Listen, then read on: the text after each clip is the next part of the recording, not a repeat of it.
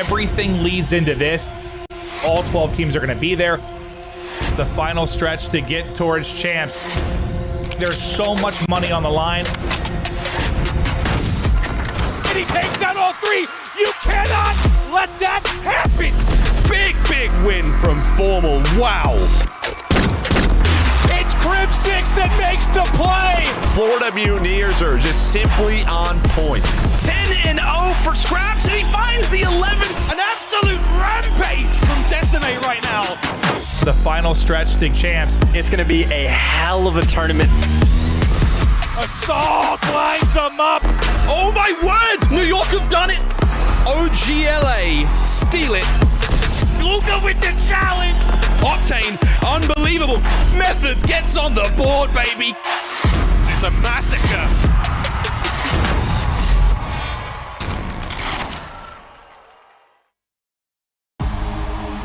The journey continues through playoffs as we are getting into our winners round 2 matches, and this is what is on the line, this gorgeous trophy you see before you, the Call of Duty League trophy. This is what our teams are playing for, along with, of course, you can't forget, but the incredible prize pool that is going to be happening here as well. I mean, millions on the line. Pac, I know you've been eyeing this up.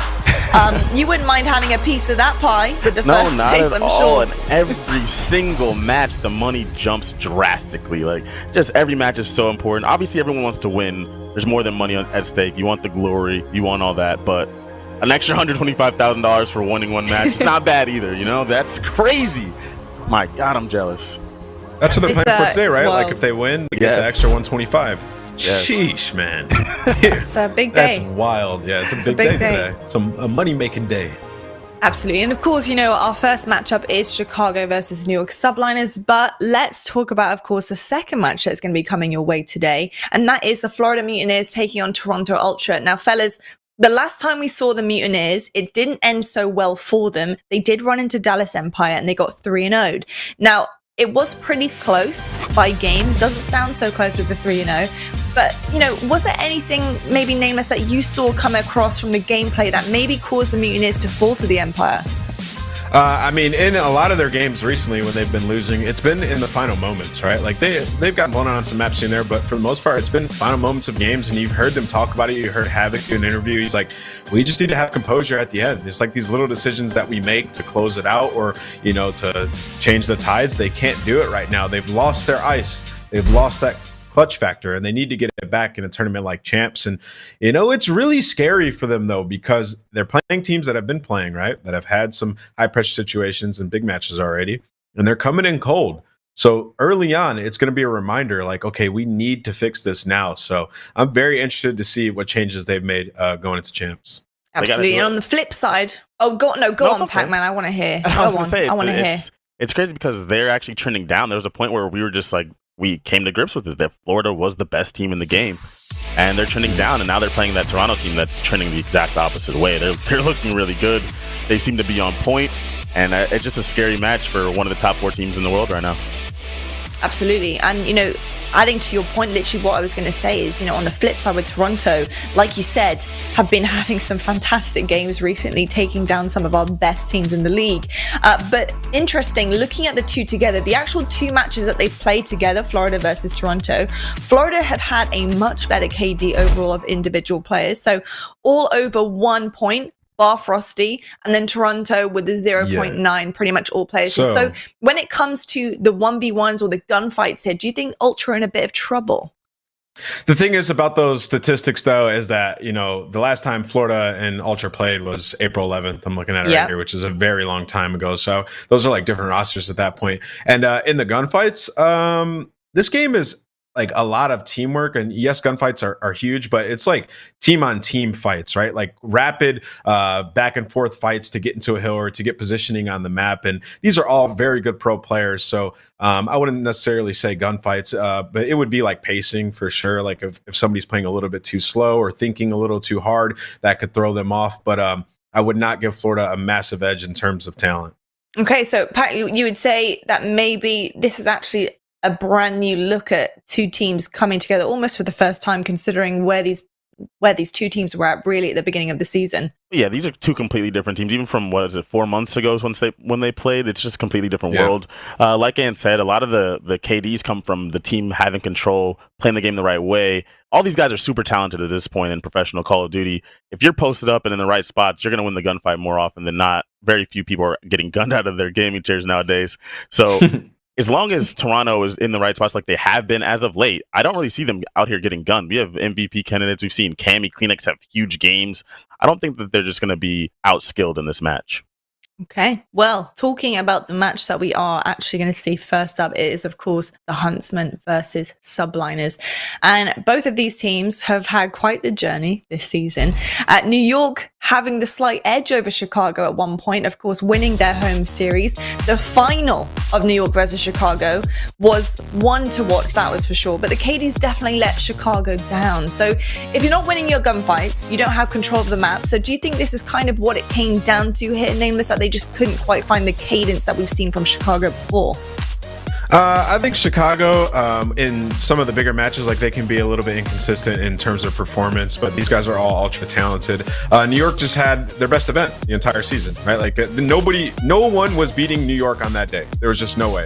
I don't even think they lost one map, I think, from Saturday and Sunday, which is just wild. So New York was playing absolutely on point. All 5 of them were frying. Accuracy had his best event all season long. Zuma had his best event all season long. There was just nobody that was going to beat them there. And, Chicago ran into a very tough New York. And I think that's pretty much the story of that one. It's just New York was on point. Chicago was teetering off a little bit, learning a little bit about themselves after their victory and going through some trials and tribulation. But this is champs time, and they'll be at the top of their ability. We have seen that on point New York, but then we saw in the very next homestand the one that wasn't on point where they got beat down by Paris, right? And even in their win yesterday, although they did win 3-1 and they clutched up, they were 2 seconds away from winning. If Attach didn't go huge with that 2-piece in P1 on Hackney, they would have lost that. They would have lost that map and gone Game 5 with a brand new rocker lineup. So we have no idea how this New York team is actually playing. If they're playing at the top of their form, we've seen what that looks like. But when it's not at the top of their form, we've also seen the opposite, and they can look scary bad or scary good. And I'm scared of the New York search. Sorry to chime in there once more. I'm just scared of the New York SD because they were getting hard countered yesterday, and it looks like they may have not switched a lot of things up. But we'll see today because we know Chicago's had events where they've been incredible at search, right?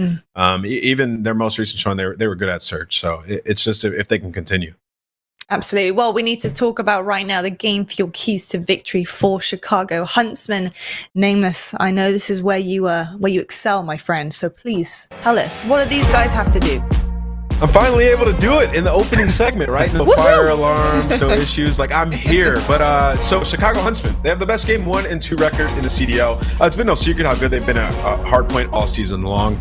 They have to get the momentum going early and take the hardpoint to put pressure on New York to perform in S&D. Basically, if they come out and they play well in hardpoint, right, where New York can be very good at times, they put a lot of pressure on New York to win that search and destroy. And that's where you could take a commanding lead in this series, right? You go into that search and you're like, okay, we can beat New York here. This is an even matchup in search. We take this and we are in complete control of this series.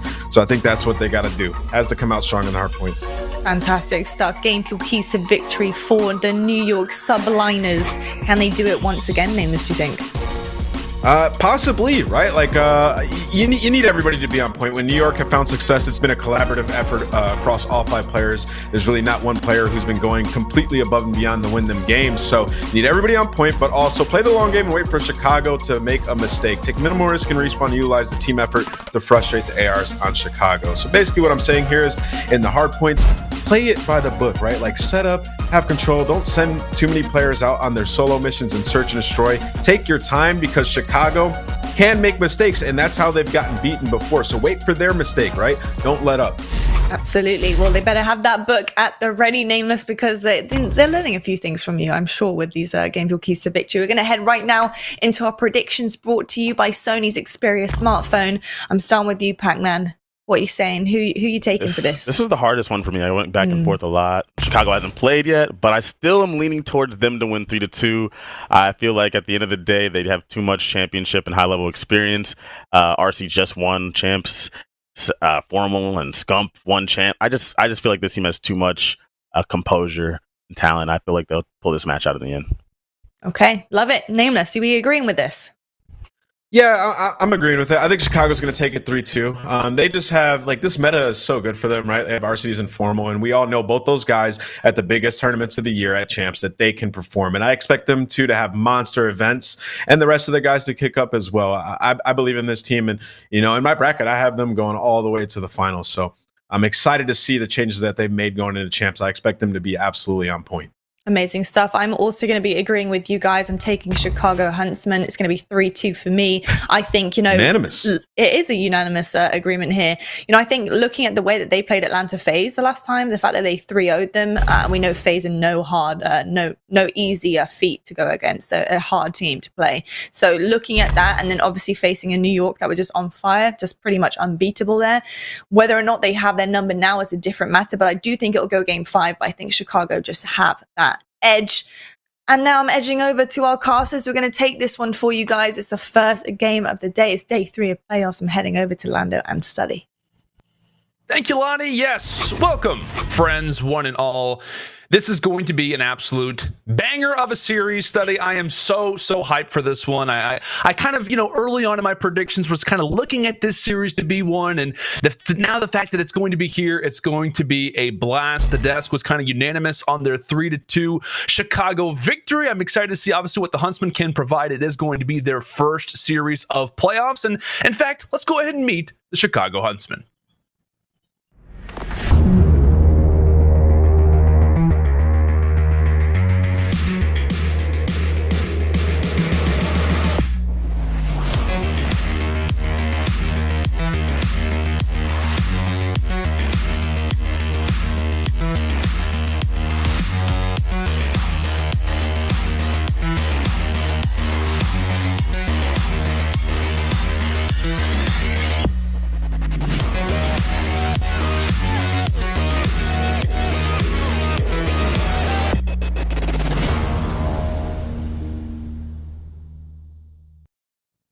There you have it, a look at your Chicago Huntsmen, a team that, like I said, has been excellent at different times kind of throughout the season. Like we said, Study, this roster kind of from the very beginning of the season was looked upon as a team that could definitely do some damage. They have a few roster changes, at least just kind of one, right? Bringing in Prestini kind of toward the end. They have another victory, if you will. This roster in rather kind of in total has been one to look out for. At times has been absolutely fire, but not as fire as your shirt, though, my friend.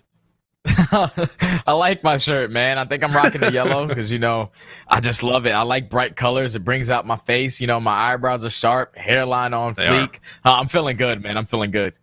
Feeling good, just like you should, Study. And I like that color, the yellow. Like you said, it kind of brings out a nice little bit of features. And speaking of yellow, we also got to talk about the Subliners, right? The team is going to be facing off against the Huntsmen here. A big matchup for this team. And in fact, let's go ahead and meet the New York Subliners. The Stallion is frying. The Stallion is cooking. He's got to go and attach. Gets it done. I'm ready to play now. Put me in the game now. I came here to prove it. I'm ready to do it. I can't be afraid now. Put me on the stage. Zoom again for 1, 2. Has he got any more here? 3. Subliners player of the game. The Subliners moving on to Saturday with a Oh my smile God! on their He's still face. going. But there are so many players from Dallas here, but he doesn't need help. He doesn't need help with the pistol. He's able to stay alive. That's going to be 5 dead. Mac going big. They call him Big Mac. Our hands up. My time, my time. None of you people can tell me to stop. This time, like the last time, you better get ready to race to the top. Try to flip this funds for second and hold on to this, but 3 go down. With the turn and burn, that's going to be 4 dead. The hill wide open. Mac's going to get on it. Mac's going to win 2 gunfights. Lower the lights down. Hand over my crown. Hand over my heart. I do this for my town. I do this for my crowd. So turn me up real loud. My time, my time. None of you people can tell me to stop.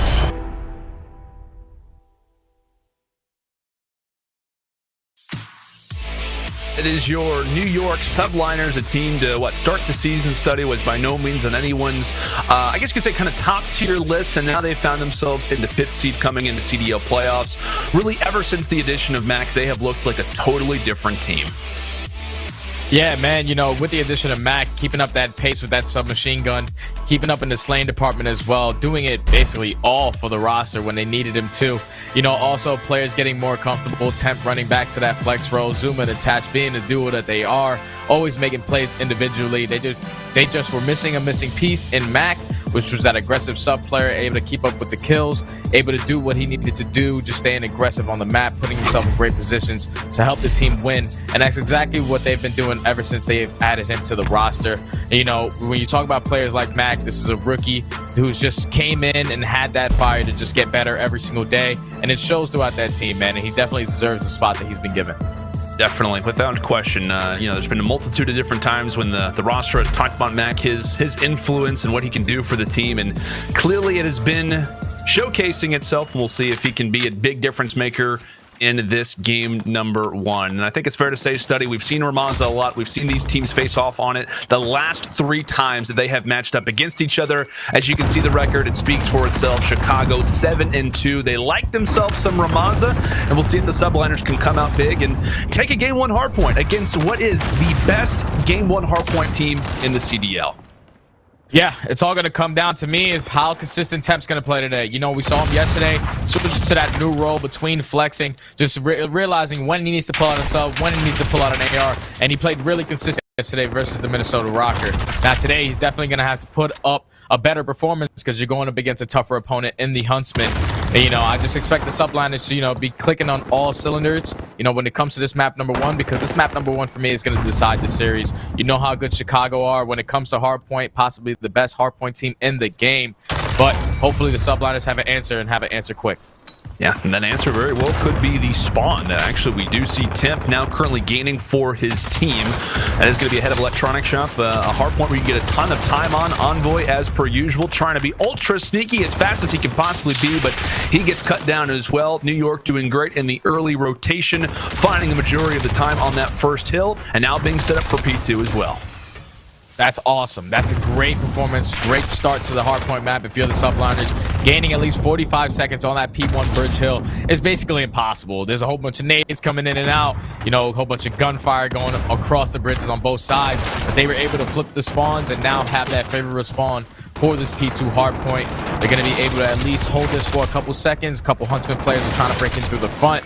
But this is flawless from the Subliners so far in the beginning. You know, this is all you really want to ask for. Now it's all about trying to chain together and having a hot start that they've already been having to go towards that barbershop, because when you're rotating towards P3, it can be a full 60 if you hold it properly. Yeah, you definitely can. A possible bright future if you are Chicago, but New York, they're trying to get as much time as they can before that even starts to become an issue. And again, as we talked about it kind of toward the top of this map here, Study, it has been Ramaza a lot for these teams. As I talked about it, they faced off the last 3 times that Chicago and New York have faced off. We've seen that game 1 on Ramaza, and as it is Chicago with the current advantage, they're 2-1 in those game 1 hardpoints. This is also the map that we saw New York take them down on in game 1 in the New York Home Series Grand Finals. That was a 3-0 that the Subliners managed to get. It obviously was a very close 3-0, and again, New York kind of getting a lot of great time in the first 2 hardpoints very well could help their chances out a lot. As now we've seen Chicago, they're trying to hold things down, but it looks as if New York,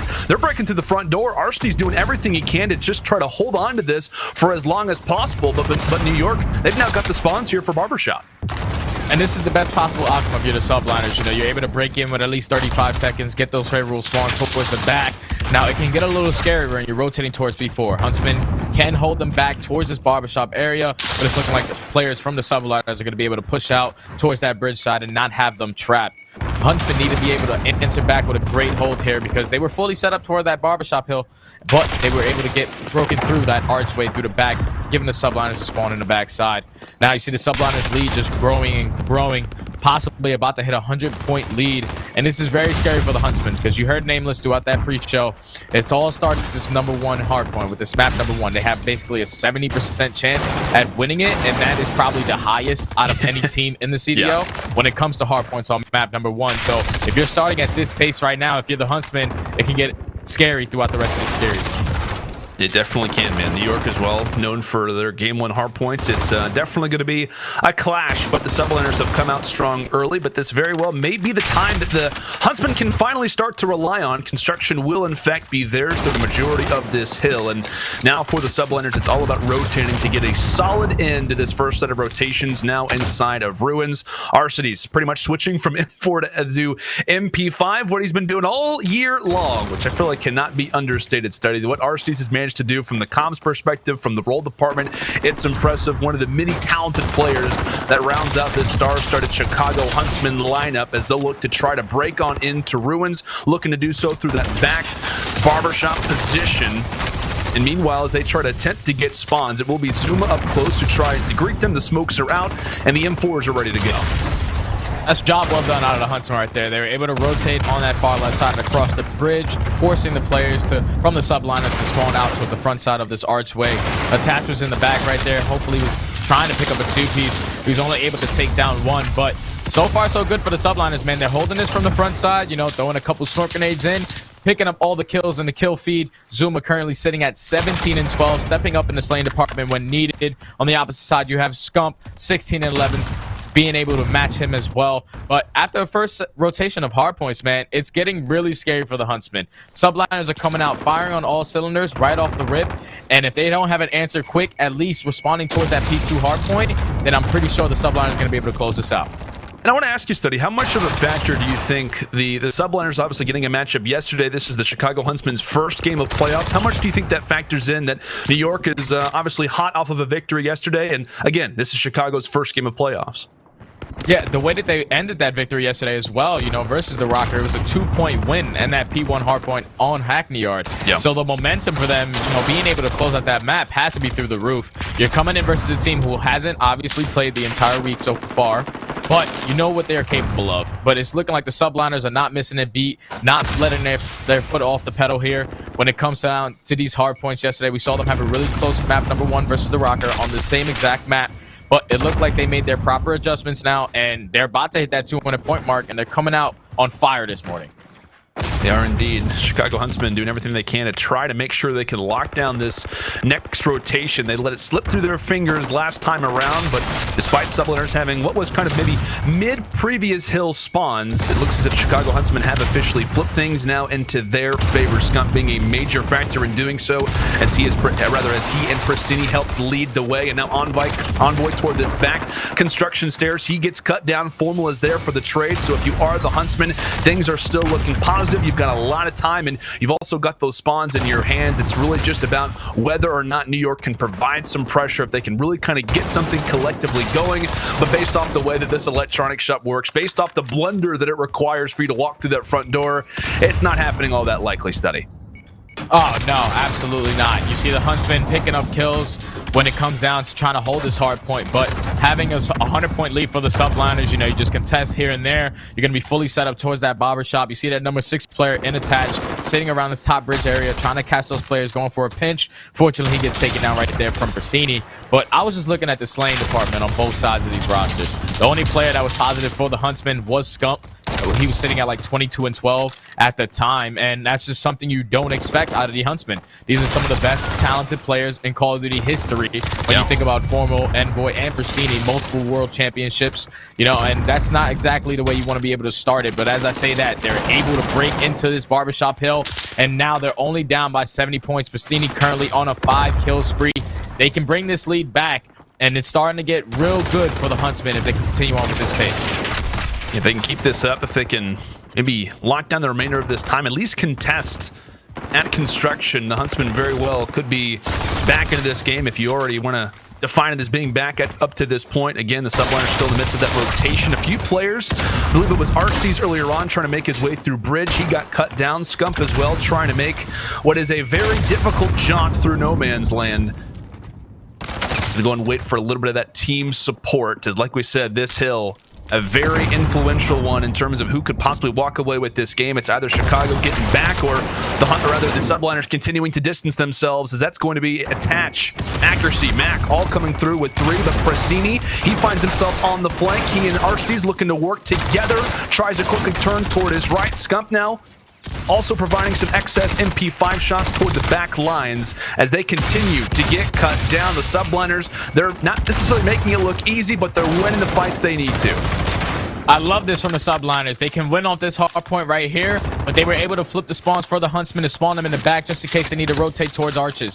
15 seconds remaining on the clock for them to be able to close at this map number 1. You see Temp just picking up kills left and right, making sure no pressure is going to be coming through from the front side of this hill. 5 seconds needed for the Subliners. So far, so good. Possible contestation coming in from the Huntsmen, but no. Subliners going to be able to close out map number 1.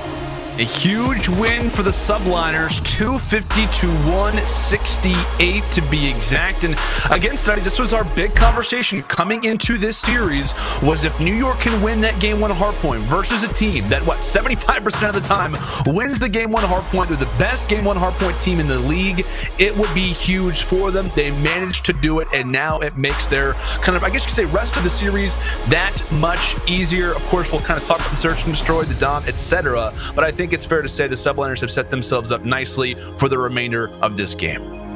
Yeah, man, if you're the Subliners, you're feeling really good after that map number 1. If you're the Huntsmen, you started off really slow in the beginning. You tried to fight back towards the middle of that map and during the second rotation of those hard points, but the Subliners just had such a big lead. It was really difficult task for them to come back. And this is where it can get scary if you're the Huntsmen. We know the woes that they have in search and destroy. When it comes to this map number 2, we saw the Subliners yesterday lose in a 6-1 fashion versus the Minnesota Rocker. So obviously, they're feeling a lot better after winning that map number 1, but when it comes down to this map number 2, Chicago can definitely get back into the series, because if they were able to study the way that the New York played it yesterday versus the Minnesota Rocker, then they should have a great chance of pulling out this map 2 and tying up the series. That's a great call, and I think at the same time, when you talk about the New York Subliners and Search and Destroy, you can also kind of talk about the Chicago Huntsmen a little bit, because, you know, in general, kind of throughout this season for the Huntsmen, it's kind of been on and off, right, in Search and Destroy. I think Nameless brought it up at the top of the show. It's like, at times, the Huntsmen look incredible in Search and Destroy, and at times, it looks like their worst mode. It's definitely going to be to one I think you have to highlight a lot, and I think you called it perfectly in terms of this Arkalov Peak specifically. We saw the Subliners play this yesterday, and it was not all that great. We see the U.S. Air Force quick scope here. Obviously, a lot of things to touch on, a lot of highlights to talk about as well, but I also want to kind of get to the map set for this series specifically. Study, we were talking about the domination, what's it going to be, and it looks as if it will be over on Gunrunner. Yeah, man, and this is where it gets scary for me for the Subliners. You know, this is one of the maps that they're going up against a team that is their best domination map. But the way that the Subliners came out yesterday on that same Petro, it looked like they just been putting in a lot of work. And they must be really confident if they want to play the Huntsmen on their best domination map at that map number 3.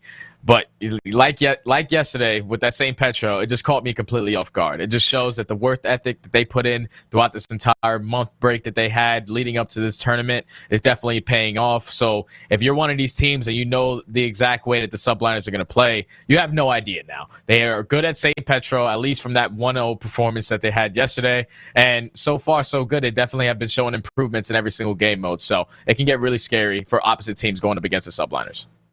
Yeah, and we talked about a number of different guys to look out for when we talk about this series, a number of different players that have seen the biggest of stages who absolutely can be top performers. In fact, let's go and pull up our Grubhub picks of the day when we talk about this series, Chicago Huntsmen versus the Subliners. Study. What, man, you went with Arcides. We saw Miles go with Formal. I myself went with Attach. He looked so good yesterday, especially to close out the day, but walk me through. Why'd you go with Arcides here? Man, I go with Arcides because this is Mr. Do-It-All. When you're asking for a player that's going to give you to the best of his ability with any weapon that he has in his hand, you know, that leadership role when it comes to communication, putting his teammates in the right places. Arcides is just one of the greatest players to ever touch Call of Duty when they talk about overall skill. He can do it with a submachine gun. He can do it with an AR. He can even do it with a sniper sometimes. This is just one of the overall best players that we have throughout the entire CDL, and he's that player that I'm expecting to just step up and be that leader for the Huntsmen if they want to be able to fight back in this series. Yeah, I think too. I think in terms of like our pick specifically, these are two guys that have kind of been slept on a lot throughout this year, and I'm excited to see what they can do. Now, listen, folks, We got a little special segment coming up. This is normally something that we see Miles and Chance do. It's always lovely, but now we get the opportunity to show our Grubhub picks. Study, we're starting with me first. I had a lovely little lineup yesterday. Had some steak tips with mushroom risotto. I went with the Chance idea of going with the candle in the back. Ignore the coffee maker. I had a great time. Also, they threw in some breadsticks. No idea why, but they were delicious. Study. That looks so good, man. The way that you decorated it as well, it looked amazing. But let's talk about mine. That had the shish kebabs. Had a nice little local place, a BBQ place, and they had shish kebabs, you know, steak, some chicken, you know, some white rice, and a lot of veggies on the bottom. And let me tell you, I was sucking my fingers at the end of that because it was so good. You could just tell. I was ready to tear that food up. You look fierce there, son. And it went down so quick. Yeah, fierce. I'm telling you, I was starving at that time. You see the time on the clock? 10:53. Look at Miles. Apparently did not want to be left out of these Grubhub picks. Love it. He loves to do it, and for good reason. And look at that, Study. He's supporting New York. He's got the New York shirt on. Is that a pamphlet? I actually have no idea what that is, but I'll tell you what, man, that is something special. We love Miles, don't we, Study? Looks like a great pizza, for sure. It does. It does, man. It definitely does. Looks like a solid pizza. Looks like a delicious, entree, to say the least. But, of course, we do what we can to give back to local businesses. Grubhub are obviously doing what they can, and it's time that we do our part as well. And every day from 5 p.m. to 9 p.m., you can get $10 off orders of $30 or more, so you can save while supporting the restaurants that you love. You can find the details in the perks section of the app. Study. It is always a blast. I love working with Grubhub, obviously, and it's a great opportunity that we actually got the opportunity to do the picks. I hope that we get the opportunity again, because I promise my next picture is going to be 30 times better. I'm just going to throw it out now. I need to upgrade it. I just saw, like, at the end of Miles' photo, he had an apple sitting in that pizza pie. And you can just tell that's for the apple of New York. It looked amazing. It's just not New York pizza. It is. It's not New York pizza, but you never know. But we go from New York pizza to Chicago style, my friend. Game one, the Chicago Huntsmen have looked absolutely ridiculous, to be honest. In a positive way, I say ridiculous, of course. 21-9. That record now kind of changes up a little bit because of what we saw the Subliners do. The only negative, I guess you could say here, for New York, Study, is the fact that Chicago are also very, very good at game two, which it's kind of a nice little 1-2 punch. If you're Chicago, you got the hardpoint you can rely on, and you're nearly just as good in those game 2 S&Ds. Needless to say, when you face off against this Huntsman lineup, it is never going to be an easy game, and we'll see what the Subliners can do again on a map that they had yesterday. I'm curious if they look differently here versus Chicago, though. Yeah, definitely going to probably bring out some different strategies. Getting 6-1 yesterday versus the Minnesota Rocker. A couple rounds went down to the wire, but they were just able to close out every single round, clutch it up in those moments when they needed to. If you're the Subliners, you completely wiped that out of existence in that map yesterday, and you just come in here with new strategy. You know, try to play a little bit more team-oriented. We know what Zuma's going to do when it comes to that flank play that he's always been known for. Yeah. We know how Attach is going to put himself in great position to at least pick up a 2 or 3 piece, but I'm looking for somebody to step up and step up big. If you're going to be the Subliners, you need that player with the sniper rifle who's going to be attached. This is one of the greatest snipers to ever touch Call of Duty. He's going to have to be able to match Formal and match him quick, at least in these early rounds. Can't be understated, my friend. New York, big opportunity for them to go up 2-0 here versus Chicago. New York have actually lost their last 3 S&Ds, and a big thing for them is whenever they do have success in Search and Destroy, it often leads to victories. The New York home series, when they captured their home series title, they went 4-2 in this mode specifically. Some early picks coming through from either team. We've already had our Grubhub picks. Looks like the players are having their own as well, as Zuma very far progressed throughout this B site. However, in the meantime, it's really the Subliners who are kind of focusing their attention at A, relying on sniper picks possibly coming in from Attach, but 40 seconds left. They got to get that bomb moving here shortly. Yeah, love the rotation out of the Subliners right here. They caused a lot of havoc towards that right side grave area. You know, Mac eventually getting traded. Now it's a 4-4 situation, but Arcides has read it perfectly, puts himself in a great position to take down Temp. That is going to be the bomb carrier. 25 seconds remaining on the clock. Attach is going to be that sniper.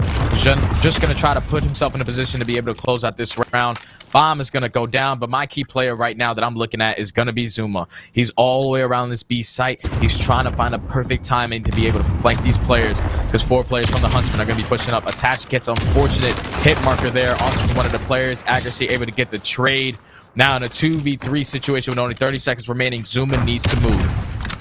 Zuma needs to move. Attach, though, he gets to pick. The duo is still alive. T2P versus Attach and Zuma.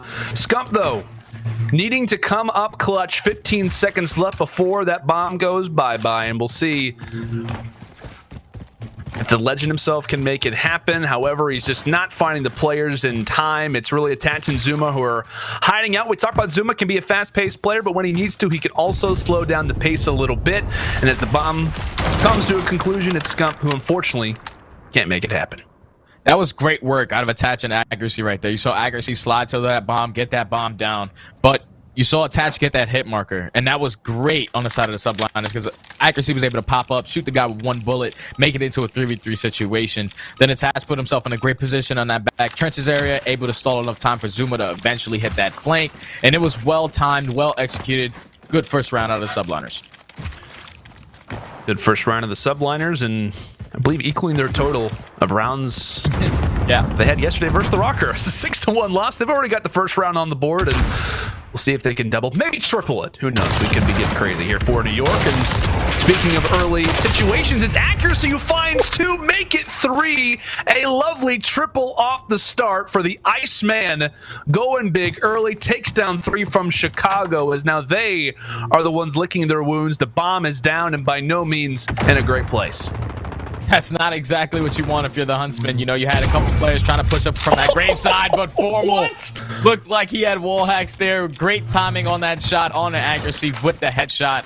Able to bring it to a 2v4 situation, but accuracy had the great positioning right there. Did not peek the top windows, did not get Formal an angle to even get a slight peek at him.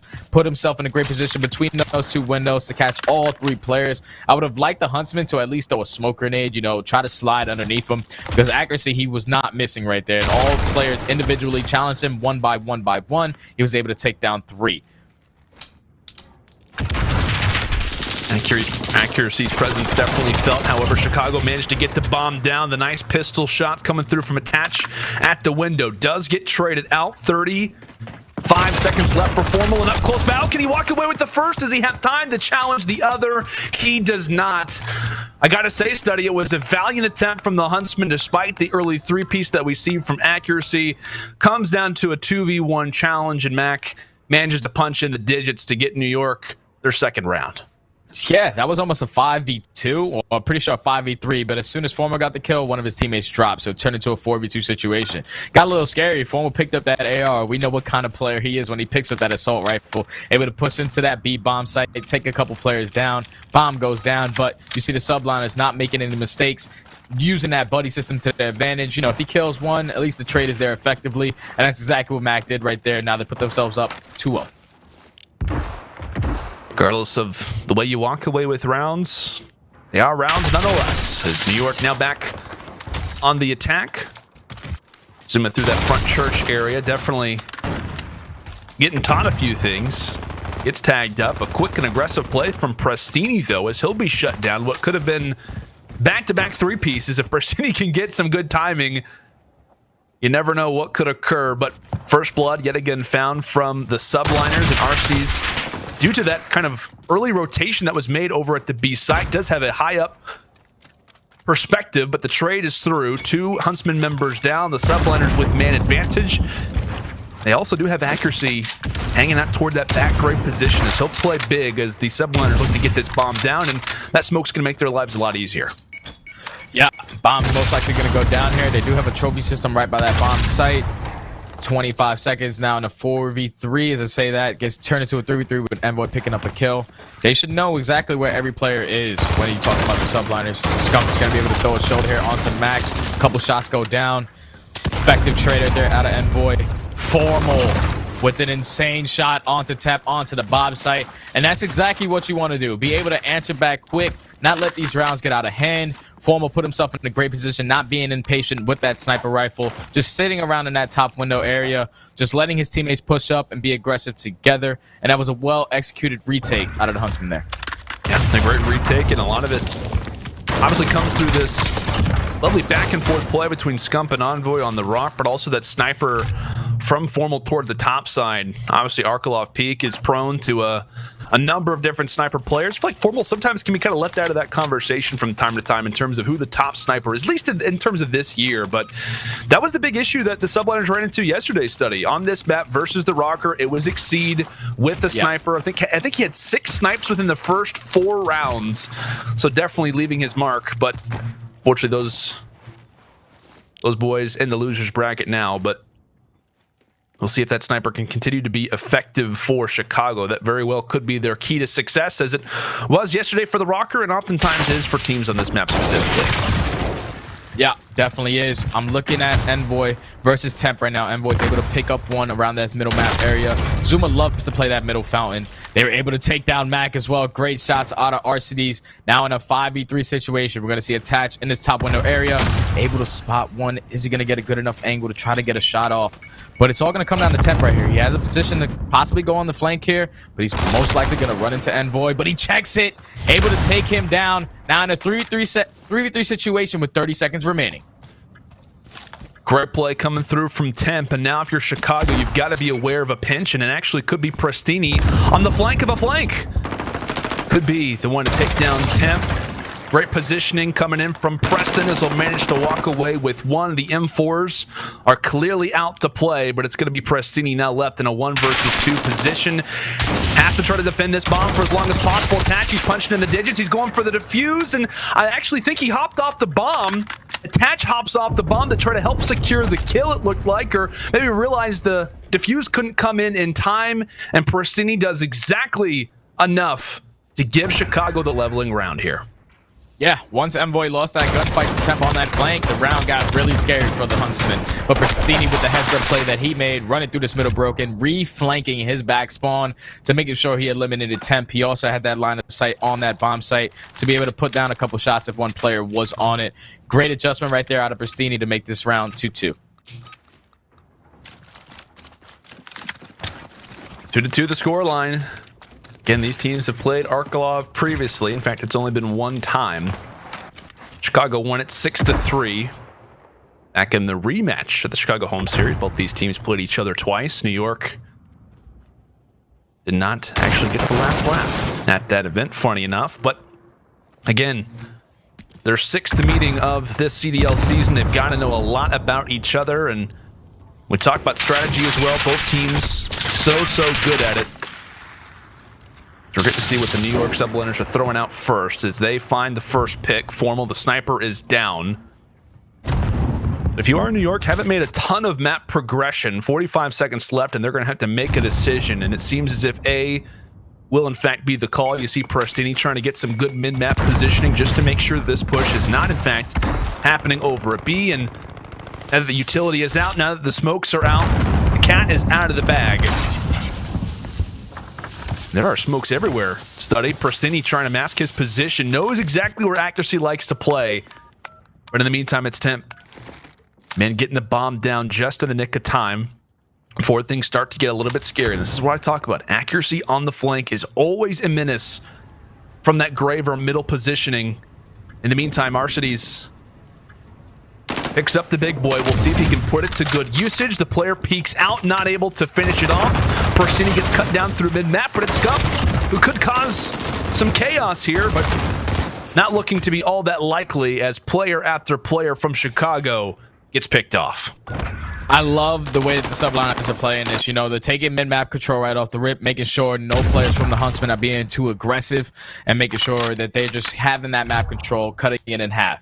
Now, they're wrapping back towards that A-bomb. This is the 3rd offensive round that they did that so far, but this is the 2nd offensive round where we've seen a player from the Subliners late flank around that B site. You saw Accuracy put himself in a great position, just the way that Zuma did in the very first offense, and that was a well-executed Subliners push right there. I love their rotations, man. If they can continue to do that, catching a couple players from the Huntsmen off guard, especially if Attach is opening up with a First Blood versus Formal sniper battle versus sniper battle, that's a big line of sight if you take him down, and that's a great adjustment to put themselves up at 3-2 on this map. Attach starting this game off well. I think that was, what, 7-2. Making me feel good with my Grubhub pick. But again, It is still early. It is still early, my friend, and Pristini showed me exactly why that's the case. Manages to walk away with one, but the nade comes through and destroyed building and will, in fact, send his body flying. In the meantime, Chicago still trying to do some work here through waterbed. It's Scump who manages to take what is his third kill of this S&D, but M4 is aplenty. The red dot attached to this one. As Max says goodnight to Arcides, and if you're the Huntsman, somewhat between a rock and a hard place, no pun intended for Scump, meaning bomb is down. They're trying to get some placement. It's going to be Envoy who's trying to make a flank through mid-map.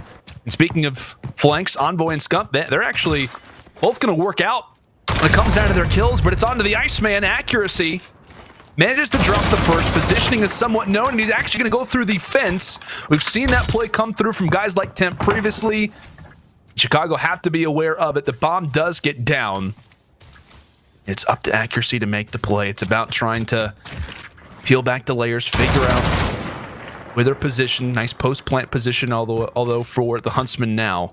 And Accuracy, he just wants to be given a shoulder. He gets given it, finds the pick, but it's the trade that works out for Chicago. Back and forth we go, Study. Yeah, back and forth, you're right, man. 3-3. That play all comes down to the patience shown out of Scump. He had a couple shots into Zuma there, but he stalled enough time for Envoy to push right up the middle of the map and kill Mac, who was that player that was sitting on that stone wall. Once he killed Mac, Scump gained that information, saw Zuma laying down basically in the middle of the entire bomb site, right in the middle of the map, able to take him down and work towards that bomb plant. I love the patience there out of the Huntsman right there, just giving enough time to Envoy to hit that flank, but if I'm the Subliners, man, you cannot be giving up those rounds. That was a round that could have definitely went into your favor. There was a mid-map opening right there that gave that one up to you guys. It needs to be an adjustment if you guys want to win your next defense for sure. Interesting setup for New York coming into the 7th round as Formal able to drop too early, and that's going to be the third player to drop in this round. It's Attach and Temp who are going to have to rejoin with each other if they want any attempt of walking away with this 4th round. And Temp looking through middle. Is going to spot Prestini, but Prestini guns him. And now it's all going to be on to Attach. Obviously having a fantastic performance. When we talk about 1 versus 4, it's not always going to be that easy. Misses the first sniper pick onto Formal, and if you're Attach, you're in some ways waving the white flag at this moment as Formal top mound manages to silence him. In Chicago, they've now got the lead. Formal, great adjustments right there. He realized that the sniper was not working for him this entire match so far. Able to switch out to the M4, one of the greatest AR players to ever walk the earth of Call of Duty. And, he's able to pick up 3 kills on the round, just putting himself in a different position. Had Attach thinking that he was still going to be playing top window. That's usually where snipers play. Attach was just wasting a lot of time trying to find him. Formal peeks over that hill, able to pick up 2, eventually end the round with 3. And that's great adjustment out of Formal right there. Currently sitting at 9 and 4, stepping up when the team needs him. Big moment for New York. Do not want to go down 5-3 versus Chicago. When we see them win S&D with Mac, they're 11-2 in series. Chicago looking to try to prevent that as much as they can. Picks aplenty as Scump able to find another one for his lineup. Current 4 versus 4. Pristini and Temp. We'll see you next round, gentlemen. And Zuma is hanging out toward that middle map. Like we said, Chicago, it's somewhat known that A is going to happen. You hear that utility start to be tossed out. The smokes are surely going to be here soon, if not for those trophies that could be causing a few problems. And Scump again trying to make some work happen through that water side. Attach very aware of it. Scump goes for the nade, and he's got Arcides alongside with him. So here comes the push. All 3 members up close. Mac wins 1. Arcides, though, wins 2. Bomb still has to get planted. If Accuracy is still remaining alive, and he is, it's now all going to be on to Scump, a 1 versus 2, and he realizes now's the time to go. Pops Deddy, and unfortunately gets popped himself. I love the positioning right there out of the Subliners. You saw Temp trying to be aggressive in that broken area, was able to get 1, eventually get traded. But They were able to put themselves in a man advantage right there. You saw Zuma. He was trying to make sure no players from the Huntsmen were going on that flank. So Accuracy and his teammates were there fighting that by themselves, basically on a 3v3. The Huntsmen knew that there was no way that they were going to be able to get that bomb plan off. So it's either you're going to stick here and back up, or you guys are going to decide to just push through. And it almost worked out right there. RCD's picking up too. Unfortunately, Accuracy in the better position and currently sitting at 12-6, being the leader of this team when he needs to be. At 4-4, these are coming down to crunch rounds right here. We might have some burritos if we make it to round 11. So please make it there. Please give us our burritos. We ask nicely. We ask the COD gods to start the day. Maybe they'll grant us something. Who are the COD gods, by the way? I actually have no idea. That's a discussion for another day. What's he said Pac-Man? Pac-Man, he's the oldest one. He had to be the god. Very well could be, but here comes the push. Can we get to this round 11? Obviously, this one will not tell us, but we'll figure out who can get to that 5th first, as early trades aplenty. Now early on left us to a 2 versus 2. Envoy getting picked apart. Definition of 1 health. And Pristini could play spoiler. Are New York aware of it? Are New York aware of the positioning? Attach could get cut off here very shortly, but he's on the other side of the bomb. Tries to go for the pick. Pristini, another big one with the M4. And now it's all on to Mac. Bomb planted. There's only a few different positions that you want to hold on defense here in our club, and Envoy is aware of one of them. Can he get here in time? And he does. Manages to pick off Mac. The defuse is inbound. Chicago, they find their 5th round. That was a perfectly executed dead silence right there. I'm pretty sure it ended as soon as he got to that top door. Mac put himself in a great position right there to be able to watch that bomb from that top window. But Pristini had great positioning going around that flank area, just being patient, knowing that a player eventually was going to have to work for that bomb plant. As soon as the Chaz plants it, they're able to take him down, force it into a 2v1, and then just minimize all the possible positions that he could possibly be in. Envoy with the great flank with that dead silence to put themselves up 5-4. But I love the adjustment right there out of the Subliners. They decided, you know, the wrap back, we've been doing it basically every single offensive round. They tried to go aggressive there, but the Huntsmen definitely caught them before they were able to make a play, and they were able to win that defensive round, now putting themselves at game point. A huge round for Chicago. Going down 2-0 versus New York would not be ideal. We talked about their map records, and game 1 and game 2, the best in the CDL. They're talking to the door. They are. They're talking. Tim right Pristini having a little chat. Maybe some battle chatter back and forth. Who knows? Pristini gets out of dodge. Says, nah, not interested in the engagement, at least as of yet, Tim. Maybe we'll reconnect another time. Pristini jumps out and actually manages to survive, by the way. He's going to find himself behind enemy lines. He doesn't realize that someone was actually just on his right. He finds the pick regardless onto Mac, and Zuma, apologizing to Mac most likely in the comms, says, I finally got your trade.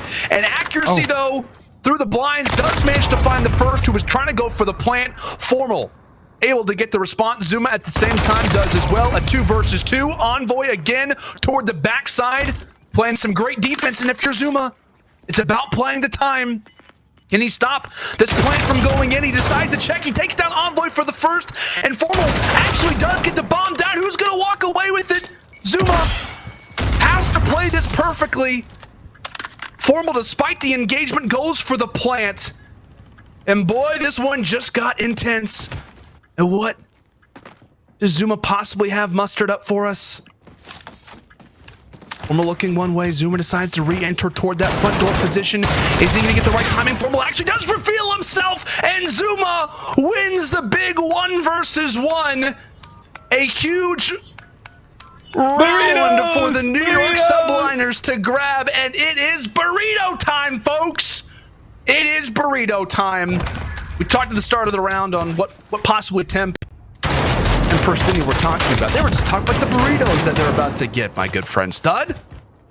Cannot believe that round right there. Huge clutch out of Zuma to give us all some free burritos. Give a hands up to my guy Tommy. And that's exactly what you want to be able to do, man. When you think that the game is over, Zuma comes up clutch. You know, being a multi-time champion in Call of Duty, steps up when he needs to. You saw the positioning right there out of Envoy. I would have liked him to head glitch the bomb instead of, you know, just sitting on the side of it with no cover.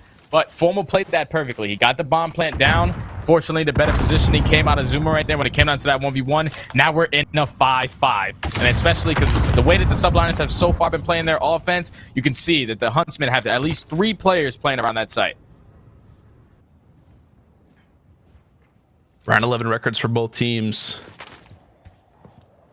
For Chicago, it's 7-2. For the Subliners, 6-0. Some of our best clutch teams in the CDL now doing battle. Remember, folks, exclamation point Chipotle in the chat. Exclamation point possibly in this round. Who is going to be the difference maker? Smoke tossed out. Temp is there for the plant. Subliners are happy to get this one down exactly when they do, but Temp has to be careful of his positioning. Chicago are just hoping to get him out of the way with nades, and the utility will in fact work out. Arcity setting up shop, decides to go for the challenge. Can he take down Mac? And he does. A great reaction as 2 players fall early for the Subliners. Hold plant position, you can argue it's not ideal. Reason being is Prestini is on the flank, and now it's up to Accuracy all by himself. A 1 versus 4. But can he keep it alive? Can he try to get these players off for the defuse? And no, it's not going to happen. Chicago will clutch up in round 11, as now we've got ourselves a series study. Oh, man, that was so good over round 11 right there. First, we get some free burritos. Then we see Arcities pushing through that trenches area, picking up a nade kill on the Temp, but popping out, bunny hopping around the corner to kill Mac as well.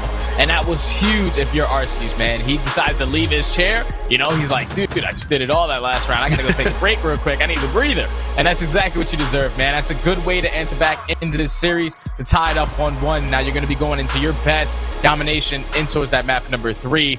But that Search and Destroy all the way down to the wire, man. You have to be feeling really good if you're the Huntsmen, because if you went down 0-2 in this series, the Subliners will be looking a lot more scary. You see that study? You see it? You see it on the screen right now? Burrito drops enabled. You do the work, folks, and burritos are coming your way. Make sure to redeem it. Obviously, terms chipotle.com/cod. But I am excited. I need to get my own burrito. I may actually be typing it in the chat very shortly here, study. But nonetheless, my friend, obviously, I'm hyped that we got around 11, but I'm also hyped because we have ourselves a fantastic series. We've been talking about the domination. We've talked about a number of different things. I'm happy that everything is working out as it's intended. Obviously, if you're New York, you'd like to walk away with the round 11 given the circumstances, but this series, it's treating us to something special, my friend. Yes, it is, man. All the way down to the wire. Obviously, the Huntsmen came in and very slow on that very first hard point, but that was a great answer back on that map number 2. Even though it went all the way down to a 6-5, the Huntsmen have to be feeling a sign of relief because, you know, going down 0-2 in a series, that means you have to start the reverse sweep, and it's never an easy task to get done, especially versus a team like the Subliners. So, you know, being able to bounce back in that Search and Destroy with rounds going basically down to the wire, it all came down to the people that were making those individual plays with those flanks, like Prestini, you know, coming around consistently on those defensive rounds, just making sure that he was able to catch attach with that sniper rifle. And he definitely stepped up big when the team needed him to.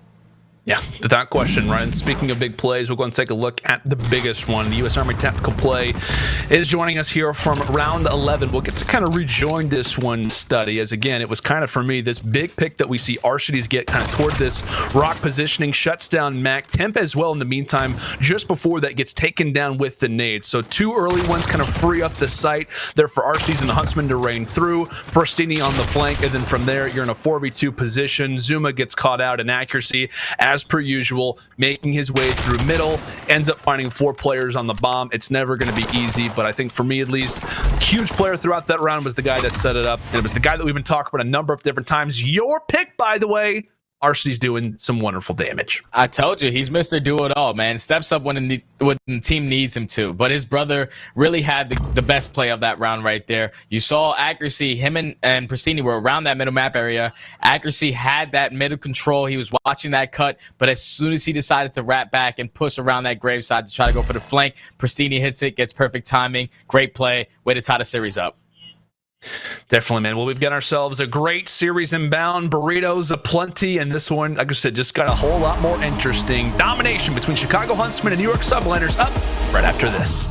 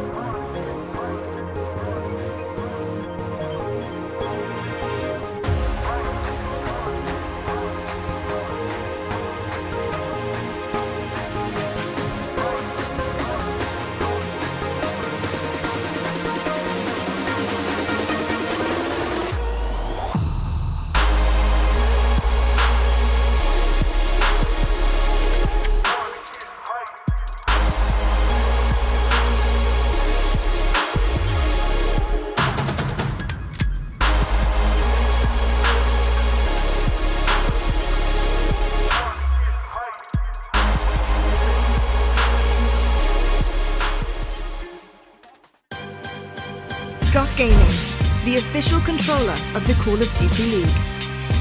Call of Duty League is brought to you by Metro by T-Mobile. Rule your day with the #1 brand in prepaid. The United States Air Force. Learn more at airforce.com. Save money at the restaurants you love with Grubhub Perks. Use code CDL Playoffs at checkout to get free delivery.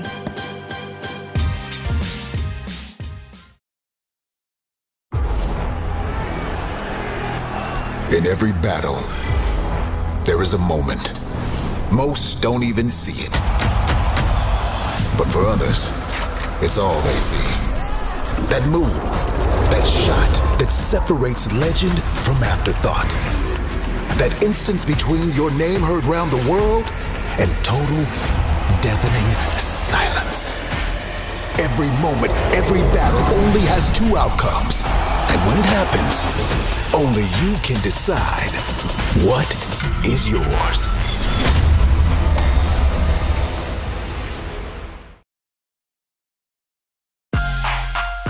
Tuning in for the CDL playoffs? Want to win some free game fuel? Use hashtag GameFuelCDL every day during CDL playoffs for your chance to win free game fuel. And guess what? If you're lucky, you're also going to win some swag from the CDL. Let's get it. Let's get it.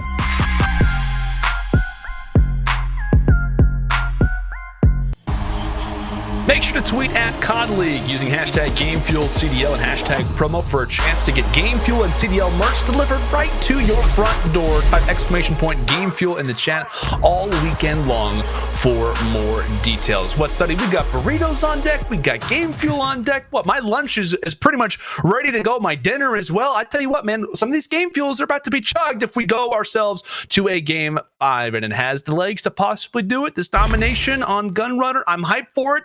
About yourself, man?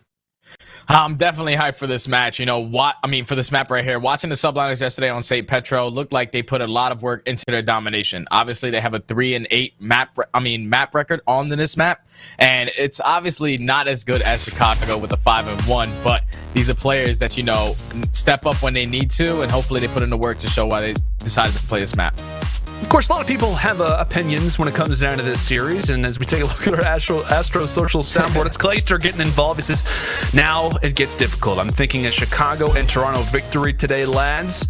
What study? You think that good predictions? Well, we saw him kind of agree technically with what we saw the desk bring up earlier. They all had 3-2s for Chicago. What do you make of Clayster's predictions here? I think Clayster's predictions, just from a bro player perspective, he's just looking at what overall the better team is. The Huntsmen definitely have a lot more firepower, and they're a lot more consistent throughout the entire year. And I definitely am not looking at Clayster's predictions wrong, but I'm going New York in this game series right here. It's not because I'm from New York or anything, but I'm definitely thinking that they're going to be like the underdog, and it's all going to come down to this domination right here for me. If they're able to at least put up a great fight versus the team in their best domination, then it should be a great series for sure. They definitely have been putting in work, and I'm excited to see if they're going to be able to showcase it on this map number 3. Yeah, right as you called it, domination Gunrunner, 5-1 record for the Huntsmen coming in, a map that they absolutely feel comfortable on. And kind of oddly enough, Study, we'll kind of go over quickly the map vetoes coming into this for those that are interested. We did see Chicago veto Hackney. They've played it the last 3 times, in particular for Chicago versus New York, and New York has won Hackney all 3 times on that map, or rather that specific mode. New York actually ended up vetoing St. Petro again, so pretty interesting. I was a little bit surprised by that, but regardless, I guess maybe JP and Co maybe having some interesting stats, maybe some interesting strategies up their sleeves. Who knows? Oh yeah, definitely. Being the first time that you played that St. Petro domination, you don't really have that many reps. You were going up against a new Minnesota Rocker roster, just adding a C to the lineup. So, they probably didn't have that much reputation or just that much consistent gameplay when it came to that map.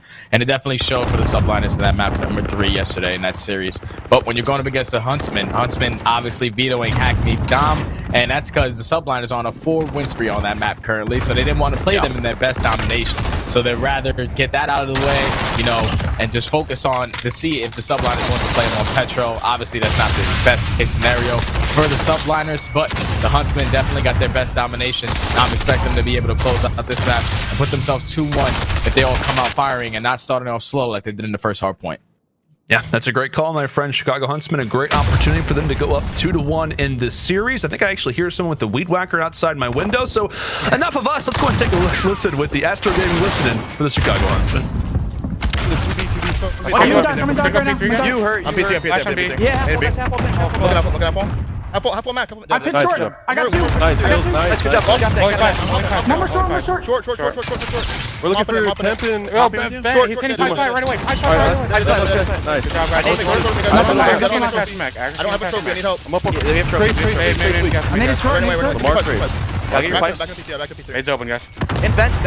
Mac, not her. He went you. You to middle. I'll get you to middle. He's staying alive. He's playing alive. I'm in green. Get my pipes back, guys.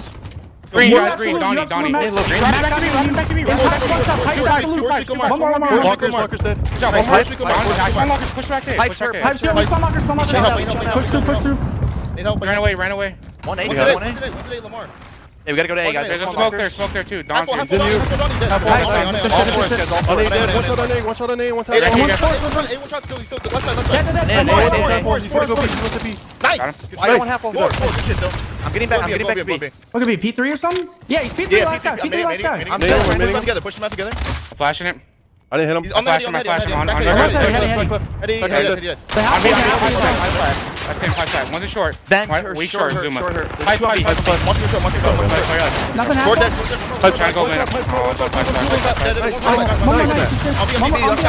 Last guy. One shot. Get middle, guys. Get middle. Okay, I'm gonna go force. Chilling. Get a couple kills. I'm trying to get. Yo, on P3, Dylan. He's pushed P3.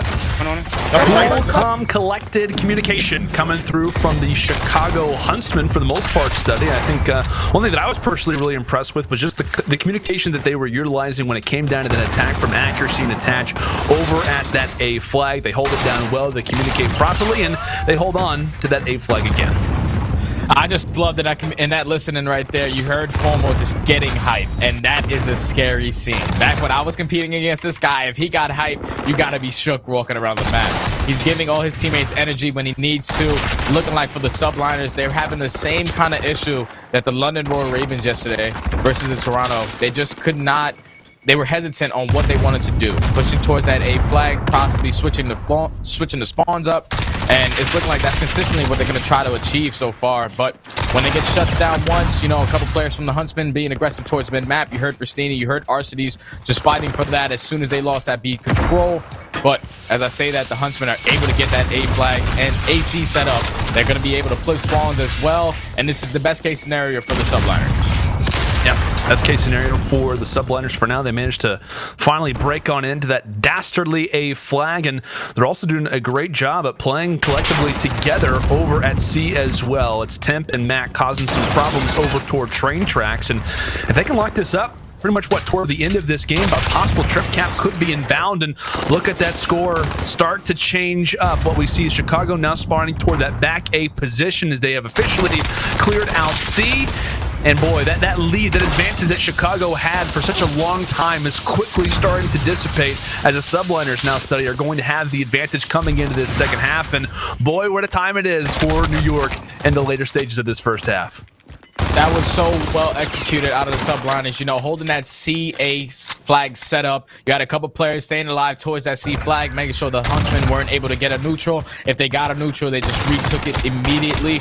But it stalled enough time for the opposite players that were spawning on that A flag to catch Fomo by himself on that B flag. Eventually sets up a 3 cap and eliminates the deficit that they had on this first side. Now puts them in an advantage going into the second side, spawning onto this A flag. If they're able to not...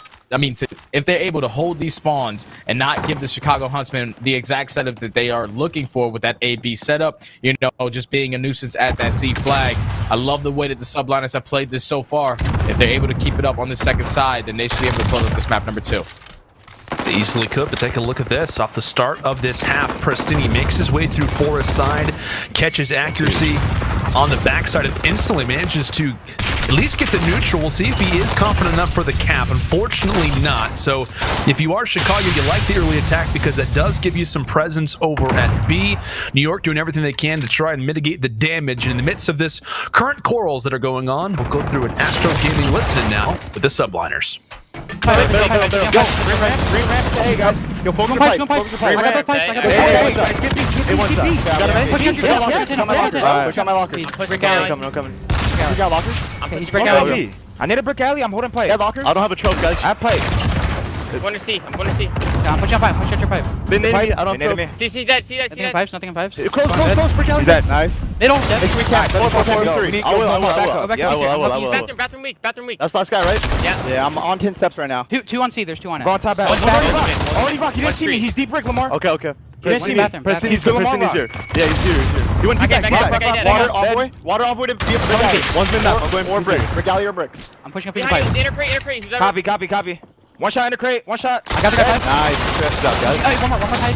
In you. Back to you. In you. Dead. I don't see him. You nice. Let's work C. Yep. Keep working that. Play another wave. On me B. Weak. Oh shit. I'm coming up B. Going P3. They're nading C. I need a P3. I got one on B. Brick alley. He's P3. C set. And we should have went C there. Stay ahead of the rotations, guys. Get close P3 on you. Close P3. He's in boxes. He's in pipes right now. In pipe. Seth weak. Or Alex weak. Alex weak in pipes. We're gonna close steady. Envoy. One side green. Set that in green. I don't see him on the barrel. In you. Weak. Jump out. Oh, I got B. Back B. I'm one lockers. Back B. One lockers. Nice. One shot, guys. I'm not peeking. Just under 3 minutes left in this gun runner domination. An interesting one to say the least so far. Study, what'd you make of the communication there from the Subliners? When I was hearing that communication, it got me a little bit nervous. You know, it sounds like the players from the Subliners are possibly on different pacing. But when it comes to what they want to execute on the map, you heard Temp say we should push C here. A couple players still staying around that B flag. Eventually, they lose it to the Huntsmen. It's looking like they're just clashing heads when it comes to those comms. Sometimes they barely, got a lot of reputations versus a team like this on this map. But, they're still holding this lead right now. They just need to execute the way that they want to be. They just need to execute the way that they want to put these pushes on towards these home flags, because you heard Temp, he was getting a little frustrated. We should have pushed B. We should have pushed C there. And unfortunately, they still have the lead now. And now the spawns are going to flip for the Huntsmen. And this is where it could get scary for the Subliners, because when they were holding it from the C side on that first side, they didn't really have a lead to build upon. Now they have to try to flip towards this A flag immediately if they want to have a chance of winning this map, because the way that the Huntsmen held that AD setup, it was looking pretty good on that first side. It was indeed, my friend. And like I said, Subliners, they put a lot of attention towards C. Maybe eventually they had, 3 to 4 players kind of focusing on that area. They have one player drop over back toward that A position. And from there, it's the flip that Chicago want. It's the flip that Chicago need. And we'll see if they can manage to hold on to this advantage for right now. Mac desperately trying to hop onto that B flag. He gets cut down. And now it is New York pretty much back to the drawing board, back to their spawns over at C. Here comes the attack yet again. The trophies are here. Can Scump go big to try to shut down the flurry of New York, as he does end up dropping Formal the next line of defense? The smoke is out in the M4. Can it be hot enough as Chicago with the advantage? However, just in that moment, the Subliners do manage to get back control. A big 1v1, not just happening on B, but also at C as well. And Envoy wins the engagement versus Attach. He's in the midst of doing his best to try to neutral over at C. In the meantime, Subliners have got to play solid at B, and it looks as if there is going to be a pinch made over toward that B flag as well. It works out for the Huntsmen. They regain control over that B flag. They have the advantage. And for the Subliners, can they do anything in these final moments? Accuracy wins a big one. They've now got control over at A here, Study.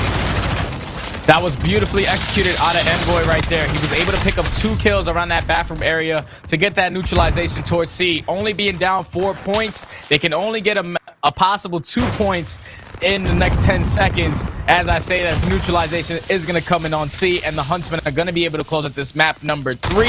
But Envoy just made such a heads-up play right there, going towards that C flag. You had multiple players doing it. Archdies did it before he did, but him picking up that 2-piece on that C flag, staying alive, getting the neutralization, gave them enough points to be able to close at this map number 3. A huge sequence of momentum for the Chicago Huntsmen, as you called it, Envoy on the flank makes all the difference. He wins the big 1-versus-1, and really in that moment study, I think it kind of is all about communication, right? We talked about it. You're trying to be aware of all 3 flags at once. You're trying to not only give communication, but also receive it. And kind of in those Astro Gaming listenings, especially with the Subliners, you called it out perfectly, right? Kind of a little bit of what, I should say this. A few different players kind of on different sheets of music. Temp's calling out how he wants to do one thing, the team's kind of doing the other. And I don't know, maybe that kind of toward the stretch definitely caused some problems for the Subliners. It's a 4-point game here on Dom. As we discussed it coming into this, domination was one map that New York kind of relied on a lot here versus the Chicago Huntsmen. They had won it the last 3 times. However, all 3 times it was on Hackney. I got to say, though, given the records, given the recent performances, this is Chicago. They're now 6-1 on this coming into it. New York, they're 3-8. They put up a good fight, and I got to say their domination, despite the loss here, is still looking pretty good. Yeah, they definitely improved. Like I said, when we went through that Astro Gaming listening, it was just the hesitant plays between the team. It sounded like they did not know what play they wanted to execute. They got a couple kills over there towards that B flag. You saw Temp standing alive around that crates area saying we should push C. And that little bit of hesitation right there, only losing by 4 points, is the reason why they lost. If they were just able to execute that together, know exactly what the game plan was going into that second half of that domination right there, they probably would have been able to close out this map number 3. But Huntsmen were able to capitalize on it. Envoy once again going big at the counter home flags when he needed to, picking up those 2 pieces, just staying alive, being a nuisance, and now they put themselves up 2-1 in the series. And Pat kind of called it at the top of the show, right? He talked about Huntsmen. He just has a feeling with those guys, the veterans that they have on this team. Obviously, you have 4 world championships on this lineup, respectively, with T2P and the Twins. It was definitely a difference maker when we talk about that domination toward the stretch. But now that we've got a hardpoint up next, let's go ahead and reflect on what we just witnessed in the first hardpoint with our PlayStation damage dealt leaderboard. It was Attach leading the way, 3,065 damage. Scump following him up just in that second place.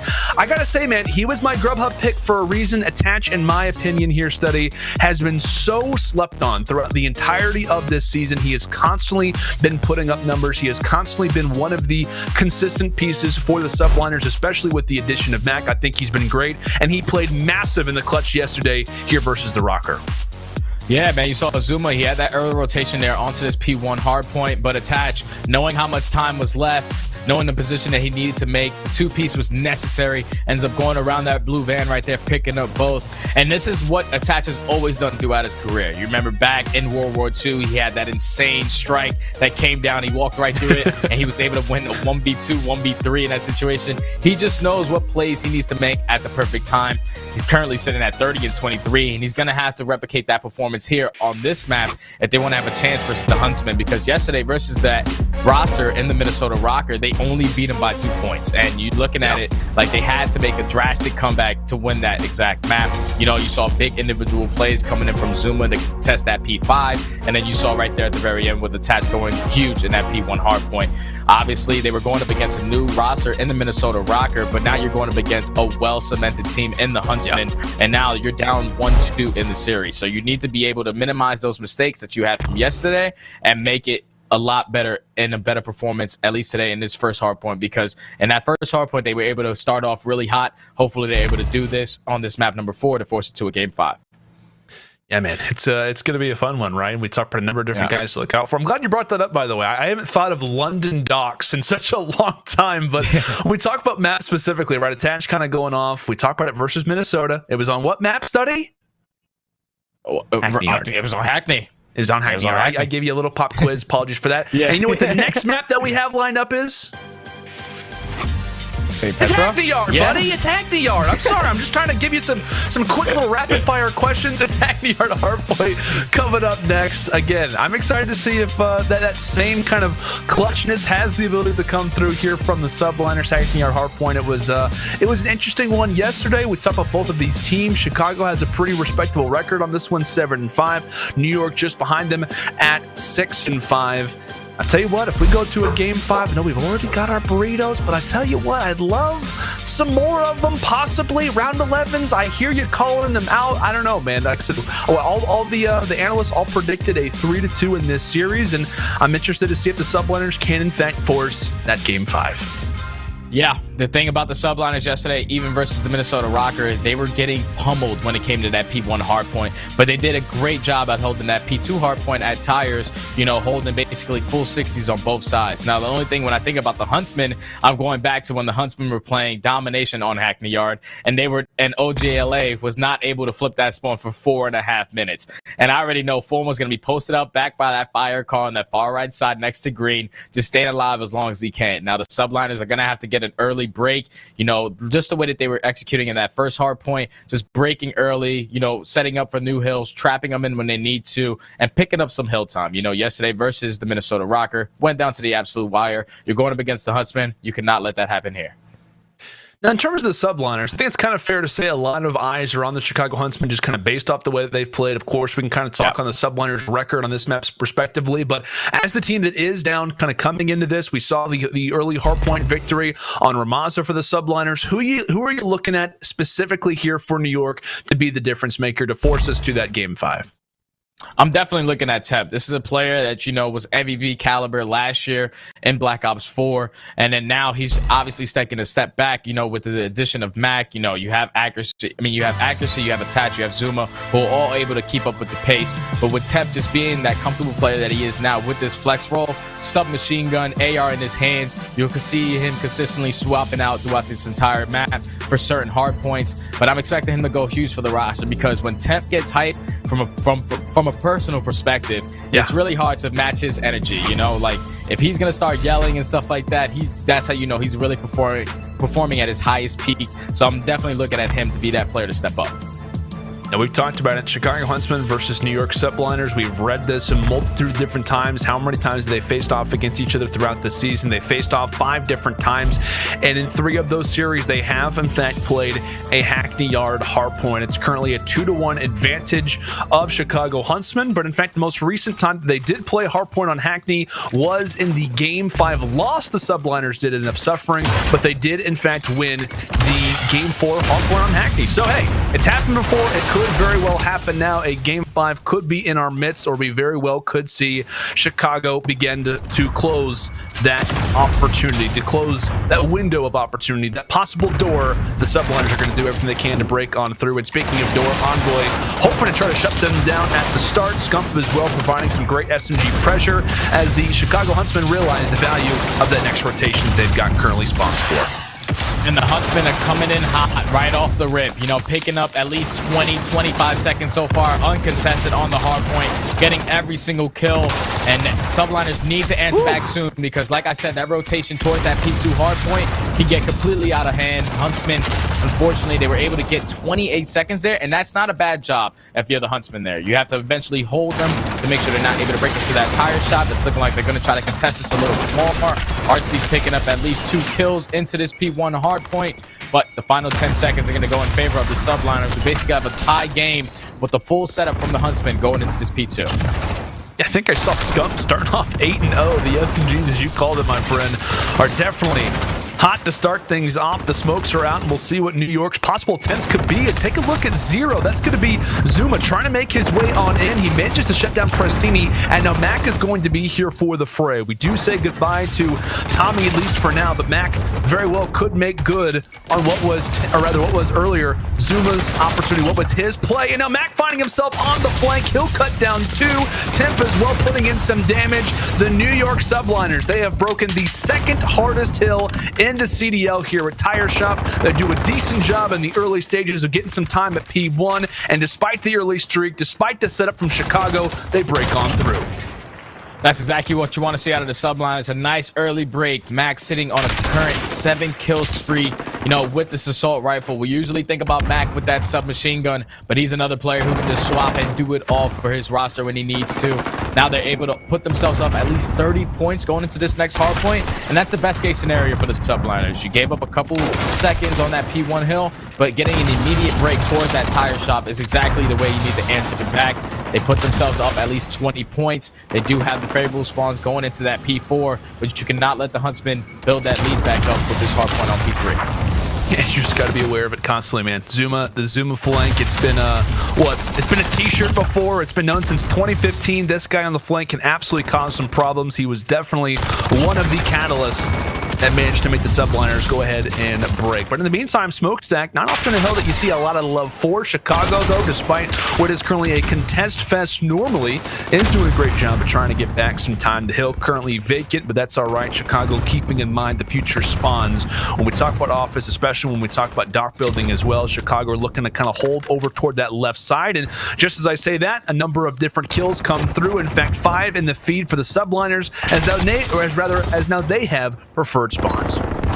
They had the preferred spawns for that P5, but the Huntsmen were able to pick up all 5 kills in the kill feed to be able to open up this hard point and eventually take back that lead on this first rotation of hard points. You see the Subliners, that player number 6, who is going to be attached, unfortunately gets taken down from there by that player in Pristini on that top L. But you see Scump 15 and 7, stepping up for his team when he needs to the most to try to close out this series and not force it to a game number 5. It's looking like there's going to be a battle for the rotations for this P5 hardpoint. You have a couple players from the Huntsmen spawning by P1. It's all going to be left to Zuma. Is he going to be able to put together a couple kills here to hold the spawns for his team? He's able to take down 1. There's still 2 players in contention, but he's stalling enough time for his teammate to come back and try to help him. As I say that, he gets taken down. Zuma's the last player in this position, and a flawless break, flawless rotation out of the Huntsmen right there to rotate towards P5. That was just a great overwhelming pressure coming through from Chicago. You like the idea from Zuma. He was trying to be the last man standing, but he does in fact get cut down. Chicago walks on through, and we talk about kind of money hills you want to break. New York do it early over a tire shop, and Chicago do it now here at dock building as they're looking to set up camp and formal as well, looking to try to take down 2 as temp remaining over at yellow, but the M4 pressure is still something to behold as Chicago are doing a great job at pretty much just holding down these positions, trying to stay back, not trying to play too aggressive, if you will. But speaking of aggression, looks as if one player trying to make it on through, Attach being that man in pretty much primary focus. We saw how great he was yesterday on Hackney, currently 11 and 11, but we saw his incredible rotation from P5 to P1. He does get cut down, but you're happy that at the very least you're getting some scrap seconds over here at P5. Yeah, and it's flawless rotation on the Huntsmen once again. You know, they give up the last 20, 30 seconds on that P5 hill, but they're just playing for that next spawn. Not even P1 hardpoint, they're playing for the P2. They have the preferred side, you know. First time the Subliners are able to break in with ease, so they need to have a better setup going into this second rotation of hard points. If they did not get broken there, the Huntsmen would be leading by a drastic margin right now, but the Subliners are just building their lead. 45 seconds remaining on this P1 hard point. They can gain themselves about a 50 to 60 point lead if they're able to hold this remaining time. A couple kills going back and forth on both sides of these teams. See the Huntsmen just trying to put their main focus on not giving up this spawn towards P2, but it's kind of dangerous because you saw the way that the Subliners are able to break it on the first time. Now they're able to pick up all this hill time on the P1. As I say that, a couple kills go for the Huntsmen to not give up all that spare time, but the Huntsmen only being down about 21 points at the end of this, they're able to hold down the rest of this time. That's beautiful, man. They just need to have a well-executed hold on towards this P2 hill, not let the Subliners break in like the way they did, you know, leading behind Mac with a 7-kill spree. They're only being down 25 points, and this is exactly the best-case scenario for the Huntsmen. Definitely is, and I believe that was player 8, Temp, trying to make somewhat of a push toward that backfire side position. He gets cut down, and now if you're the Subliners, you're thinking, how do we break this a second time? One time's hard enough, but can they do it again over a tire shop accuracy? Not necessarily one to run in directly with the fray to the in terms of the M4 position, but regardless has to try to make something occur. Attach still going on somewhat of a spree, but does end up getting cut down. So at least in terms of what? Second opportunity, New York, they can't manage to get the flank. They can't manage to fire Zuma just through that setup of Chicago. And now it is pretty much back to the rotation, if you will, when we talk about the next one over at Smokestack. And we saw Chicago hold some good time on it previously. We'll see if New York can do all the same, but that mid-map is wide open, and Chicago are happy to grab that map positioning. Yeah, I'm just looking at that player number 5, which is going to be Pristini around this top L. As I say that, Mac's going to be able to take him down. He put himself in a great position right there to not give the initial points to the Subliners. But with Mac getting that kill, retakes that. Now the Huntsmen have to work hard if they want to try to push up towards this P3 hill. time is going in favor of the Subliners. You see Mac 25 and 19, really stepping up in the slaying department for his roster. And the opposite side, you do have Scump with that submachine gun just putting in work. A lot of kills are going in favor of the Subliners here. The kill feed is all white. The lead switch is about to come in. They're trapping them in back towards P2, and this can be very dangerous for the Huntsmen. They need to be able to answer back with this P4 hardpoint, but like I said, kills are just going in favor of the Subliners. There goes Bassini, able to answer back with 2. But if you're the Subliners, this is best case scenario. This is a lot of time on this P3 hardpoint. You want to make sure you're obviously rotating towards that back, but pay attention to that number 0, which is going to be Zuma. He's looking like he's going to try to go for that pinch on the backside of this P3 hardpoint, of this P4 hardpoint. Is he going to be able to chain a couple kills together to be able to open up this map right here? Yeah, he and Mac, I think, greeted each other, gave a quick little high five, and realized it's back to business. New York with the advantage. Did great and holding down Smokestack. We'll see if Chicago can start to break on through. Envoy trying to cause some problems. An Astro MVP. Find out who is going to earn that title tomorrow, but Envoy's been so good throughout the year, and oftentimes on the flank, oftentimes up close as well, finding himself on the 3 spree, trying to give Chicago some light here over at Office, as it looks as if that spawn is now going to be in favor of the Huntsmen. Archie's grabbing this top position as the New York Subliners are realizing we've lost time at Office. It's about trying to nail down this rotation as Attach manages to walk away with a big 1v1, but again, it's Envoy. Envoy trying to play for spoils, takes down Zuma at the back, and now has the opportunity to help out Chicago again, but he gets cut down, and the Subliners, they've now got initial time here at P5. Now they can hold this entire hill right here and win the game. You just need to stop at least 2 pushes from the Huntsmen coming in.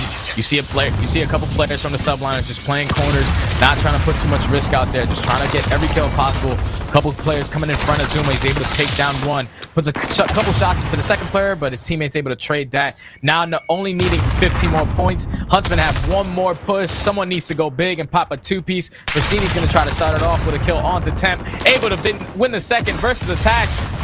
RCD's coming in as well with the 3rd kill. It comes a little contested. Time is going in favor of the Huntsmen, but Zuma with the big 2-piece on that flank, probably going to be able to close up this map number 4.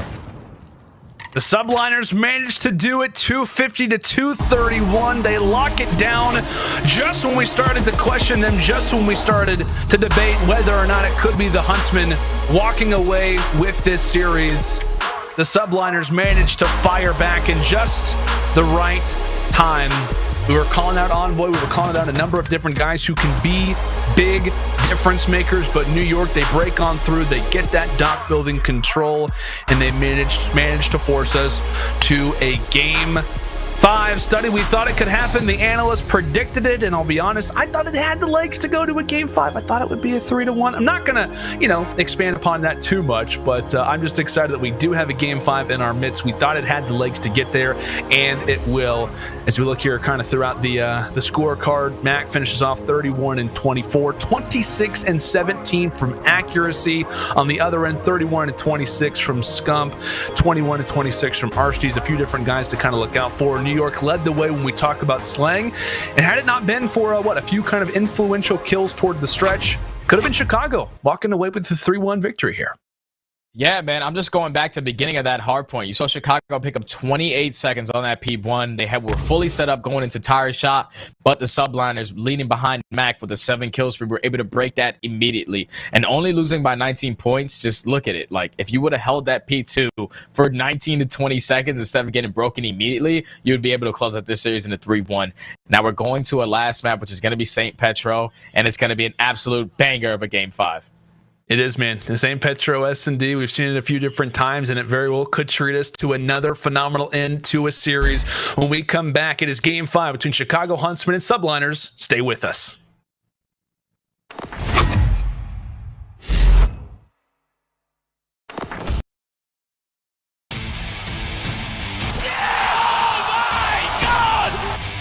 Mr. Ice in his veins. Bongo top. He gets the damage in. He can't miss it. It's accuracy. Engage. Here we go. Zuma. 1 versus 3. Now Attach is the man to make the play. It's Attach locking it down. And Mac with the snap. come in and dominate the respawn.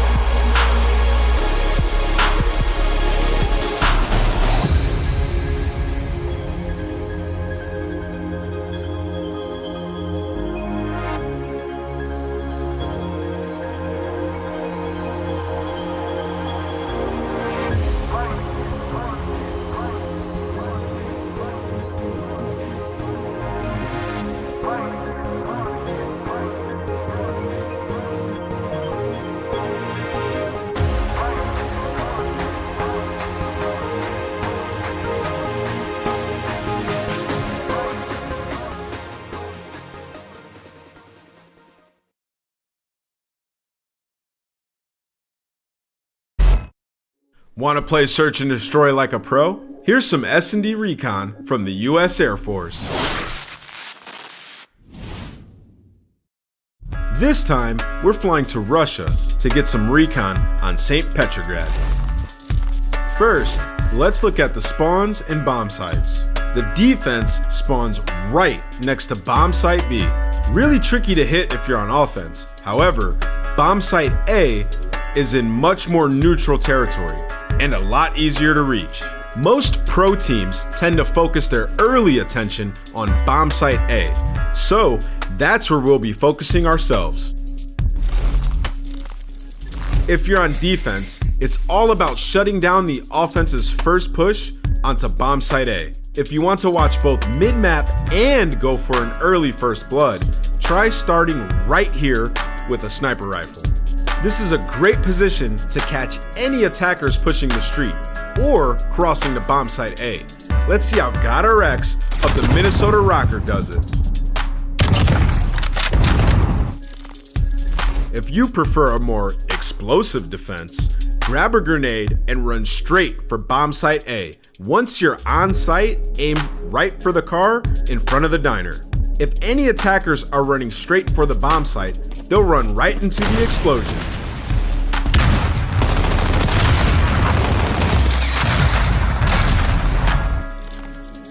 If you're on offense, don't forget all of the ways the defense can pick you off. If you're crossing to A, drop a smoke grenade to cover yourself crossing the street so you don't get sniped.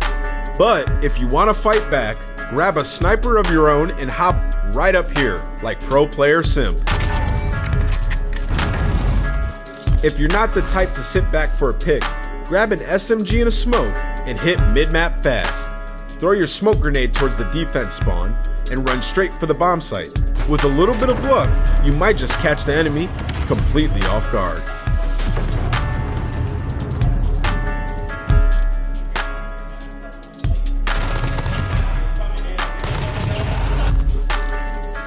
There's your S&D recon for St. Petrograd. Good luck down there.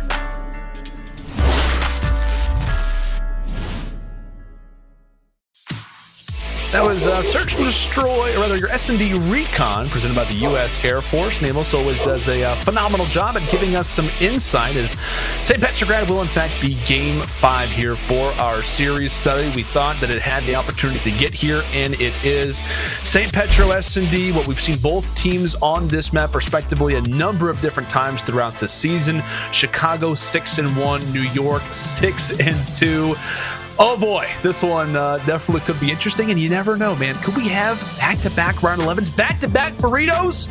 Could it be possible, Study? I have no idea. I remember watching the Subliners on this map. It was all on attached with that sniper rifle. The first time I've ever watched them, they won it 6-1, but then they played against Paris at the next home series and got 6-1. So obviously, you know, they have some adjustments to make on this map, but it's going to be a big sniper battle between Formal and Attach. But I'm looking at Zuma, who was that playmaker in the first time when they won it in the 6-1 fashion. They were just making audible adjustments. They would push up towards that B side, probably control around that mid-map area, but pop a couple smoke grenades grenades and audible back towards middle, to make it towards that A-bomb site, and they would flank them every single time. So if I'm the subliners here, you want to be making those proper adjustments to catch the players off guard. You know, Zuma's meant for the flank. That's always what people are going to expect when it comes to search and destroy. I wonder if he's going to be able to execute it well on this map. It's a great call to make. So we've seen Chicago quite often in game 5s, at least as of recent, a few different moments, but are 1-5 in their last 6. They're 3-5 overall. Looking to try to make good on what has been a struggle as of late. We talked about their performance in game 1 and game 2. Like we said, don't tend to enjoy game 5s all that much, but round 1 can definitely set the tone. Chicago on the offense, his picks have already gone through for Chicago, attached doing everything he can to try to find a pick with the sniper. It will be Mac, though, who does manage to find the first kill for New York. In the meantime, Prestini, some great timing on to attach. Misses the first, but nails the second. In the midst of moving, attached, not a problem whatsoever. Says we hit those. Look at that shot. Lovely stuff from attached, but now he's got himself a 1 versus 3. Not going to be an easy attempt to try and retake the site, especially considering who's on the other side of it. Arshly's quick to engage off the start, and Scup is there for the trade. Chicago get the bomb down, and they get the first round. Well executed round right there out of the Huntsmen. Definitely look like they put their homework in on this map, especially versus the subliners. You know, catching temp around that middle map area, sitting outside of green. You know, and you saw Envoy with that nade, trying to know in the position of accuracy in that top window. They were also able to take down Zuma there, but you love the audible right there out of them. They were not trying to force it straight towards B. They know a couple players are still going to be on that back side. Attached with that sniper is always a hassle to deal with, but making the proper plays right there to win that round number 1. New York now, the first opportunity to be on offense. You see Envoy lingering, has the number 1 KD on this map in the CDL, a 2.06 overall. And that is absolutely terrifying. An incredible player, but what happens with incredible players? You have to take, what, 2 players to drop them? New York does a great job at engaging attached in the meantime. And that sniper battle with Formal, it was Arkolov in game 2, and now it's St. Petro here for game 5. New York with the man advantage. The smoke is out, and we'll see if they can make good on it. The objective firmly on the backside is Mac looking to help babysit the bomb carrier. In fact, does a great job at getting an early engagement. In the meantime, Scump, can he find 1? In fact, how about 2? Trying to delay the push. In the meantime, it's Arshly's who finds a pick himself. 3 players instantly find themselves in the feed, and now it's attached, wondering what just happened to my teammates. A 1 versus 2 in only 20 seconds to plant this bomb down. Does not have that objective and does not have any insight in terms of where these players specifically are going to be hiding. That pistol shot is nice, but only a few seconds left to try to go for the plant, but no time, and Chicago come away with the clutch. Insane round right there out of the Huntsmen. It came down to a 3v4 situation. Prestini had himself in a great position, able to watch all the players from the subliners wrap back towards that A site. He tries to sneak up and lay down behind that box area, but Mac's able to take him down. This play all comes down to Scump. The patience that he was able to show right there, not being too overjealous right there, just making sure nothing was going to walk out in front of him. No flanks were coming through. Peeks it at the perfect time, able to get 2, walk out with his life. Arshly's going through the top window, taking out on Mac as well. That was just great patience, great execution out of the Huntsman right there to not panic and not worried about the man situation. Great round to put them up 2-0. Rounds like that, we talk about momentum, how much of a factor it can be, and there it is, Formal finding the pick, this time on to accuracy. Not on to attach. Accuracy, of course, playing that backside position. And speaking of backside, Prestini takes down attach. We saw a clutch in the last round, but I'm not so sure how this one's going to work out here, Study. Zuma, his position is known, and Formal able to take him off the map. Mac a 1 versus 3. This would be for the title of Big Mac if he can walk away with this. Tosses out the nade. Tries to go for the engagement. He's trying to be aware of what could be a bait and switch situation, but says hello to Prestini. The trade is there. Chicago flawless up to this point. another first blood goes in favor of Scump right there. He puts himself in a great position with this assault rifle, able to take down one. Unfortunately, his teammate gets traded immediately, but when he got that first blood, it gave Pristini enough time, enough opening around that hazard building to push all the way through that B site, get to the back of their spawn, take down attach. Once he has that positioning, the bomb is going to go down. You saw Formal with his sniper just watching that cross back out of that A site, able to catch Zuma, and that's all that Formal needed to do right there. He ended up getting 2 kills on the round right there with the sniper, killing accuracy, and then just watching the cross on Zuma. So far, so good, man. They're playing this flawless. Formal's hitting snipes through smokes. This is going really well for the Huntsmen. It is indeed. P2P lining it up early. Formal with the pick. Scump, by the way, yet to die. 6-0. Has had an incredible series up to this point. COD's only son doing what he can. What is his 8th champs? Unbelievable stuff. But situation to clutch now. Been called the Jinja Ninja for a reason. Can he be ultra careful? Temp just hanging out. Firing his way through the door. Scump goes for the engagement. Able to win it. Now 7-0. Door is open. Here comes Envoy. The wonderful challenge. Able to stay up. But that time is ticking away. Attach and accuracy. Longtime friends. They finally put a roundup on the board. Attach, able to find the first onto Envoy. Scump, who's been flawless. Can he be that same? Can he bring that same level here? Make it 8-0. His accuracy has to go sprinting. The Iceman trying to stay away, and Scump knows it has to be done here. It has to be done now. Accuracy wins the 1v1, but what a moment it was looking like, Study. We saw this on the Art Club. We saw different moments when New York, it looks as if they have the favorable man position. We saw it earlier in this game as well. And Chicago, they start to fire back. They don't win this round, but boy, was it close. Yeah, man, these clutches are almost going in favor of the Huntsmen, and that's just something, if you're the subliners, you cannot let happen. Stop being individually by yourself in certain positions. You know, that's what you're giving them one-on-one gunfights. You guys have man advantage in multiple rounds so far, but the rounds don't evenly match up to it. Being down 3-1, you had a 4-3 advantage in that round number 2, and you lose it, you know, with Scump getting a huge 2-piece. They need to be able to close out these rounds a lot more cleaner, because it's coming down to the wire between these one-on-one gunfights. If you have man positioning, you just need to stay in that buddy system, stay next to each other, and then play effective trades. The map would be totally different right now if they were playing like that in the beginning, but they were able to bounce back with that round right there, because going down 4-0, it's basically chalked. It's a really hard task to do, especially versus a team like the Huntsmen, especially playing the way that they're playing so far on this map. Subliners need to be able to bounce back with a couple rounds here, because this map can get out of hand really quickly. Pristini was dancing with death. Mac looking to do the waltz, but Temp is the one who steps in first. Envoy able to get the trade as player number 7, though, still hanging out. Mac wants no early engagement that he's not prepared for, as he will spot the body model of Formal. Keeping in mind the Formal does in fact have the bomb. Mac does get shut down. And again, it's left on to attach and accuracy, make it solely accuracy. Bomb being planted. Accuracy doing all he can just to try to make a play, but the Huntsmen are aware of his positioning as they continue to roll. Yeah, Temp had a great positioning right there, running right up mid-map. Could have possibly picked up a 2-piece, but he was only able to take down one.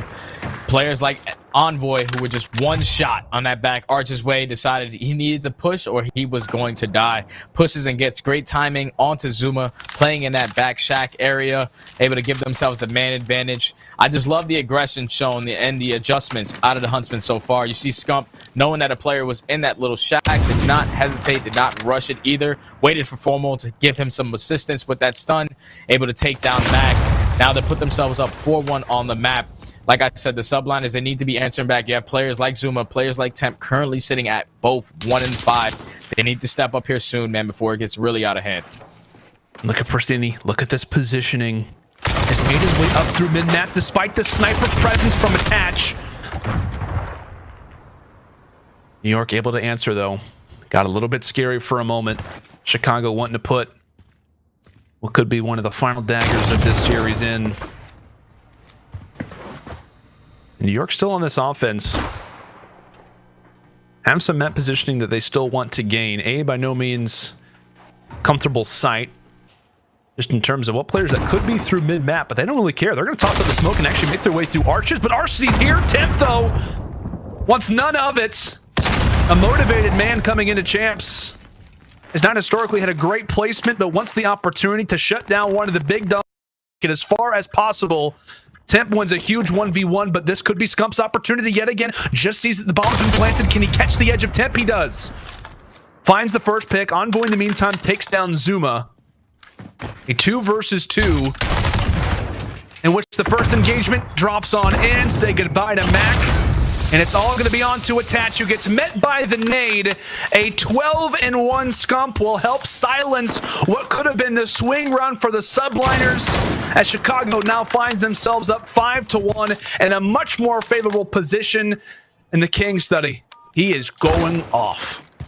Mr. Game 5, Scump himself, man. He's been overall great in S&D throughout this entire year, but he's really showing why he's definitely stepping up for his roster and why he's one of the best search and destroy players on his roster. Clutching multiple rounds now. That was another 4v2 situation. These are multiple rounds that could have went in favor of the Subliners, but they just don't have that closing factor. Once again, they catch a couple players individually by themselves. Scump sitting at 12-1, showing why he's the king of search and destroy just in general.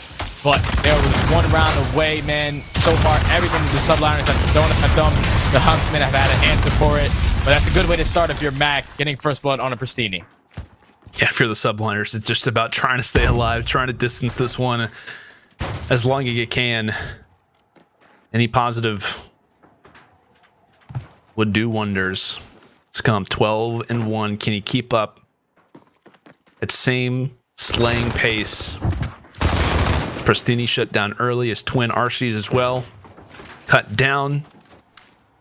Positive round early. If you are the Subliners, you'll definitely take it, but at the same time, clutching by no means has been their middle name. 2 versus 5. We'll see what T2P possibly has up their sleeves, and it is in fact time to hunt, but it's actually Zuma who could be doing the hunting, as he, Mac, and Temp all together collectively are able to give the Subliners another round. And again, it has to happen here, right? We talked about it. You're down 5-1. Now you're down 5-2. Study, walk me through it, man. You've been in a number of different clutching situations. What is it like being in this moment, and what's the communication? What does the communication have to be like right now for New York? Just one round at a time. So far, Attach's sniper hasn't really had the impact that he would like on this map. You know, not getting those first bloods when he needs to. And he's catching himself with a terrible weapon in his hands when he's going up against Scump or Formal with those ARs and Sub Duo.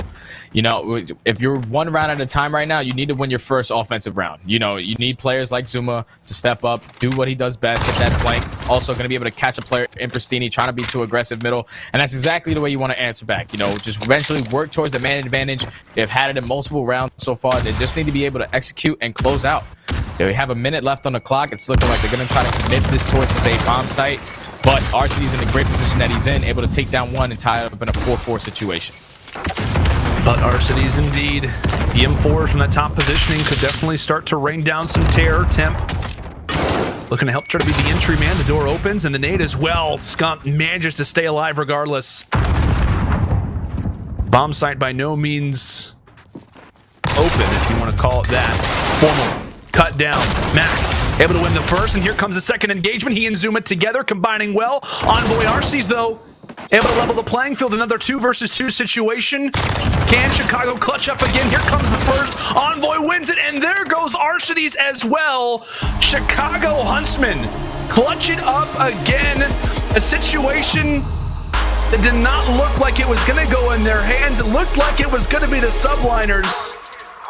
And Scump is letting them know he's not on land, but he is letting them know that he is in fact the king. 12-3, a huge clutch for Chicago toward the stretch as they stay alive and clutch out another game 5.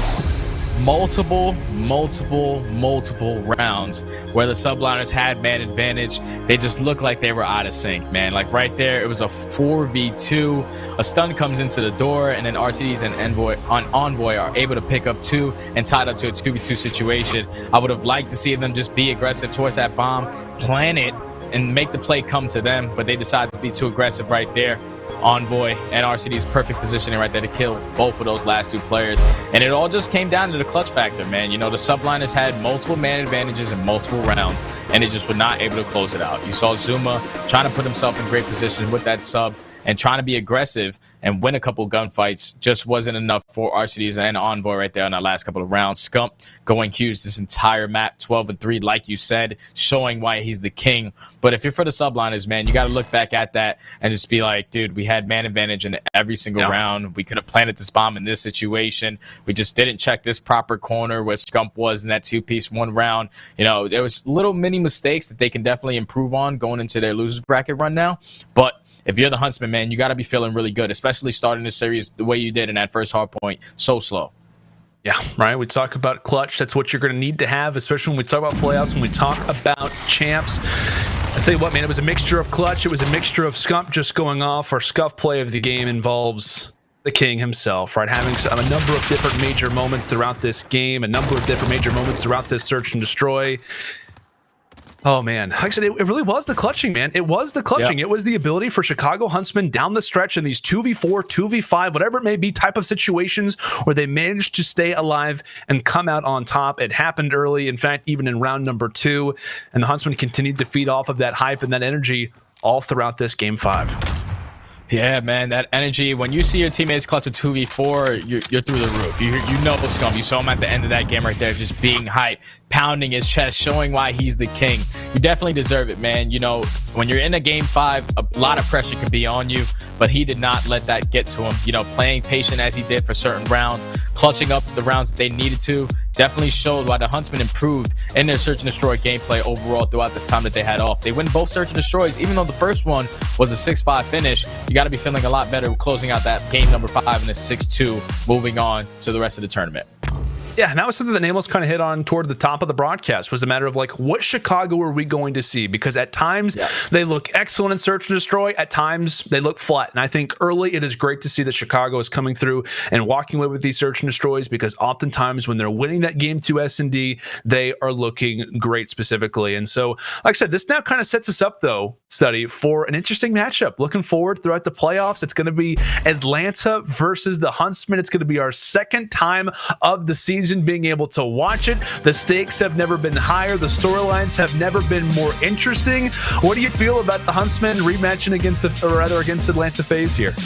I know Atlanta FaZe, last time these guys played, got 3-0 bebop boot. So they're looking for some hunger. They're looking for some payback. They're definitely going to come out firing and not come out as flat as they did. Huntsmen put all of their pigs into the basket right there before they went into the New York Subliners finals when they played the Subliners and eventually lost in a 3-0. It looked like they just put all their pigs in the basket once again versus FaZe, just to make sure that first matchup they dominated versus FaZe in that series. Now, when you have that rematch, FaZe have that hunger, man. FaZe want that rematch. They want to be able to show why they're possibly the best team in the game. And the last bad taste that they have in their mouth versus the Huntsmen is getting 3-0'd. So I'm expecting that to be an absolute banger of a match. No, dude, it's going to be an absolute banger. I'll tell you what, man, CDL playoffs, it has been a blast up to this point. The games are only going to get more intense. They're only going to get better. At the top of the show, the conversation was, all right, day 1, day 2, cool. But day 3, this is when we start to kind of get into these games where you don't really know how the predictions are going to look. You start seeing one prediction go for the other team. You could easily match it on the other end. We start getting to this conversation of game 5s, and that is exactly what this match was all about. It was about clutching. It was about Chicago kind of getting this one done in that game 5 position.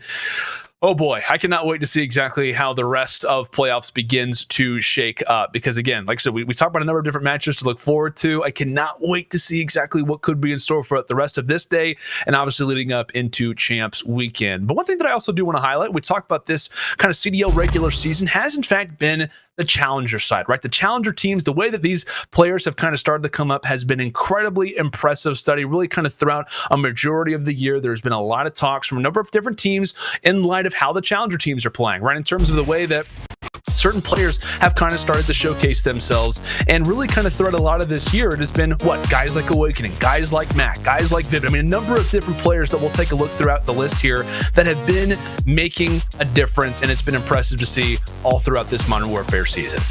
It's amazing seeing all this new talent come up. You know, these are guys that have probably been grinding for the last couple of years, waiting for their age to hit a certain limit to be able to play in the pro bracket. You see Matt getting picked up this year, awakening.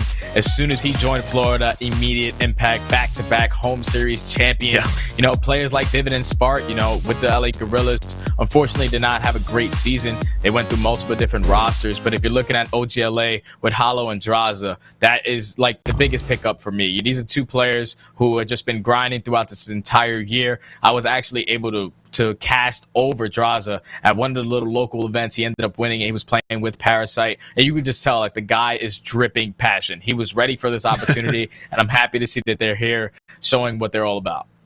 Yeah, man. Like I said, it's been an interesting talking point. Kind of throughout the last few years has been this, you know, idea of young talent coming up. The fact that we do have challengers is so awesome. The casters and whatnot have been absolutely killing it. When we talk about the Challenger Cups, the coverage has been fantastic. And again, I'm just looking forward to see exactly how this talent, how these kind of new rookies are starting to come in, and the way that they have changed the face of a lot of these teams. Right? We talk about the Subliners here. The reason why they're even in this position in the first place is because of someone like Mac, their ability to pick them up in the way that he has performed. Unfortunately here for Mac and the Subliners, it was not enough though to get over the hump of the Chicago Huntsmen. The Huntsmen managed to get their revenge. When we talk about that New York Grand Final, the home series Grand Final, when New York walks away with the 3-0, Chicago do manage to get their revenge. And in fact, let's actually send it over to Lottie with a PlayStation Instant Reaction. She's joined by Scump. Thank you so much, Lando. And yes, this is your PlayStation Instant Reaction. I am joined by the King, Scump himself. Hold on. Dude, you had... Let me get the streamer mode activated. There we go. Maybe that helps the lighting. Okay. There we go. I'm sorry to cut you off. Looking good for the interview. Ahead. No, Thank you. You're good, Scump. Don't worry. You're looking great. And looking certainly great in that S&D. 12 for 3. That is just... impeccable stuff. You really turn up there. How are you and the team feeling after that incredible finish? I mean, we feel great. They had a series here already at playoffs, and I feel like that first map, we had a lot of jitters. We weren't playing at a normal pace. Our comms were a little bit off. It just, you know, it's hard to settle into a tournament where you're playing for 300 grand just getting thrown into it. So they had their warm-up yesterday. I feel like that map 1 was our warm-up. But other than that, I feel like we played the series relatively well besides that map 4. That map 4 was bad. Well, you know, talking about playing well, I've got to say with Search, you know, yourself, Envoy, Arcity's very aggressive approach to the S&D. Was that kind of the game plan coming in to this Subliners matchup from the last time you guys have played? Was that the plan for S&D? I wouldn't say that was the plan. We kind of just found something that was working against them and kept exploiting it. So it was really just a good mid-game adjustment by us, because that's, I mean, obviously we use that strat sometimes, but we don't usually run it, you know, 3-4 times a game, which we did. So it was just a good mid-game adjustment from us, really. Like it was working for sure. Now, talking about Dom, Envoy had 2 neutrals. Honestly, probably was the reason you guys won that. It was pretty close to the wire there. Was the pressure coming in from Subliners making it hard for you guys to take that dub in the Dom? Yeah, they played the map well. We kind of messed up a few things that we usually talk about in practice, which, you know, it's going to happen. That's the first time we played Gunrunner Dom in a match, and I mean, it's got to be like 5-6 events. So I don't know. I think we played the map relatively well. Thankfully, Dylan clutched up, and we got the dub on it. So we can definitely improve some things, but overall, we got the win. So that's all that matters. You did indeed. And of course, facing Atlanta FaZe, how are you guys feeling about that? Feeling good. We've only played them one time this year. I'm interested to see what their map pool looks like, because we haven't scrimmed them at all in the past month. So I think it's going to be a good series. You know, I mean, they're a very talented team, so are we. So it's going to be a good semi. I'm hoping for it, Scump. I've got my fingers crossed. I know it's always going to be a good matchup with you regardless. So thank you so much for joining me here. That was your PlayStation Instant Reaction. We're going to head to a break right now, but when we come back, we do have our second match for you. It is day 3, of course, here at the Call of Duty League playoffs. So we'll see you right after this.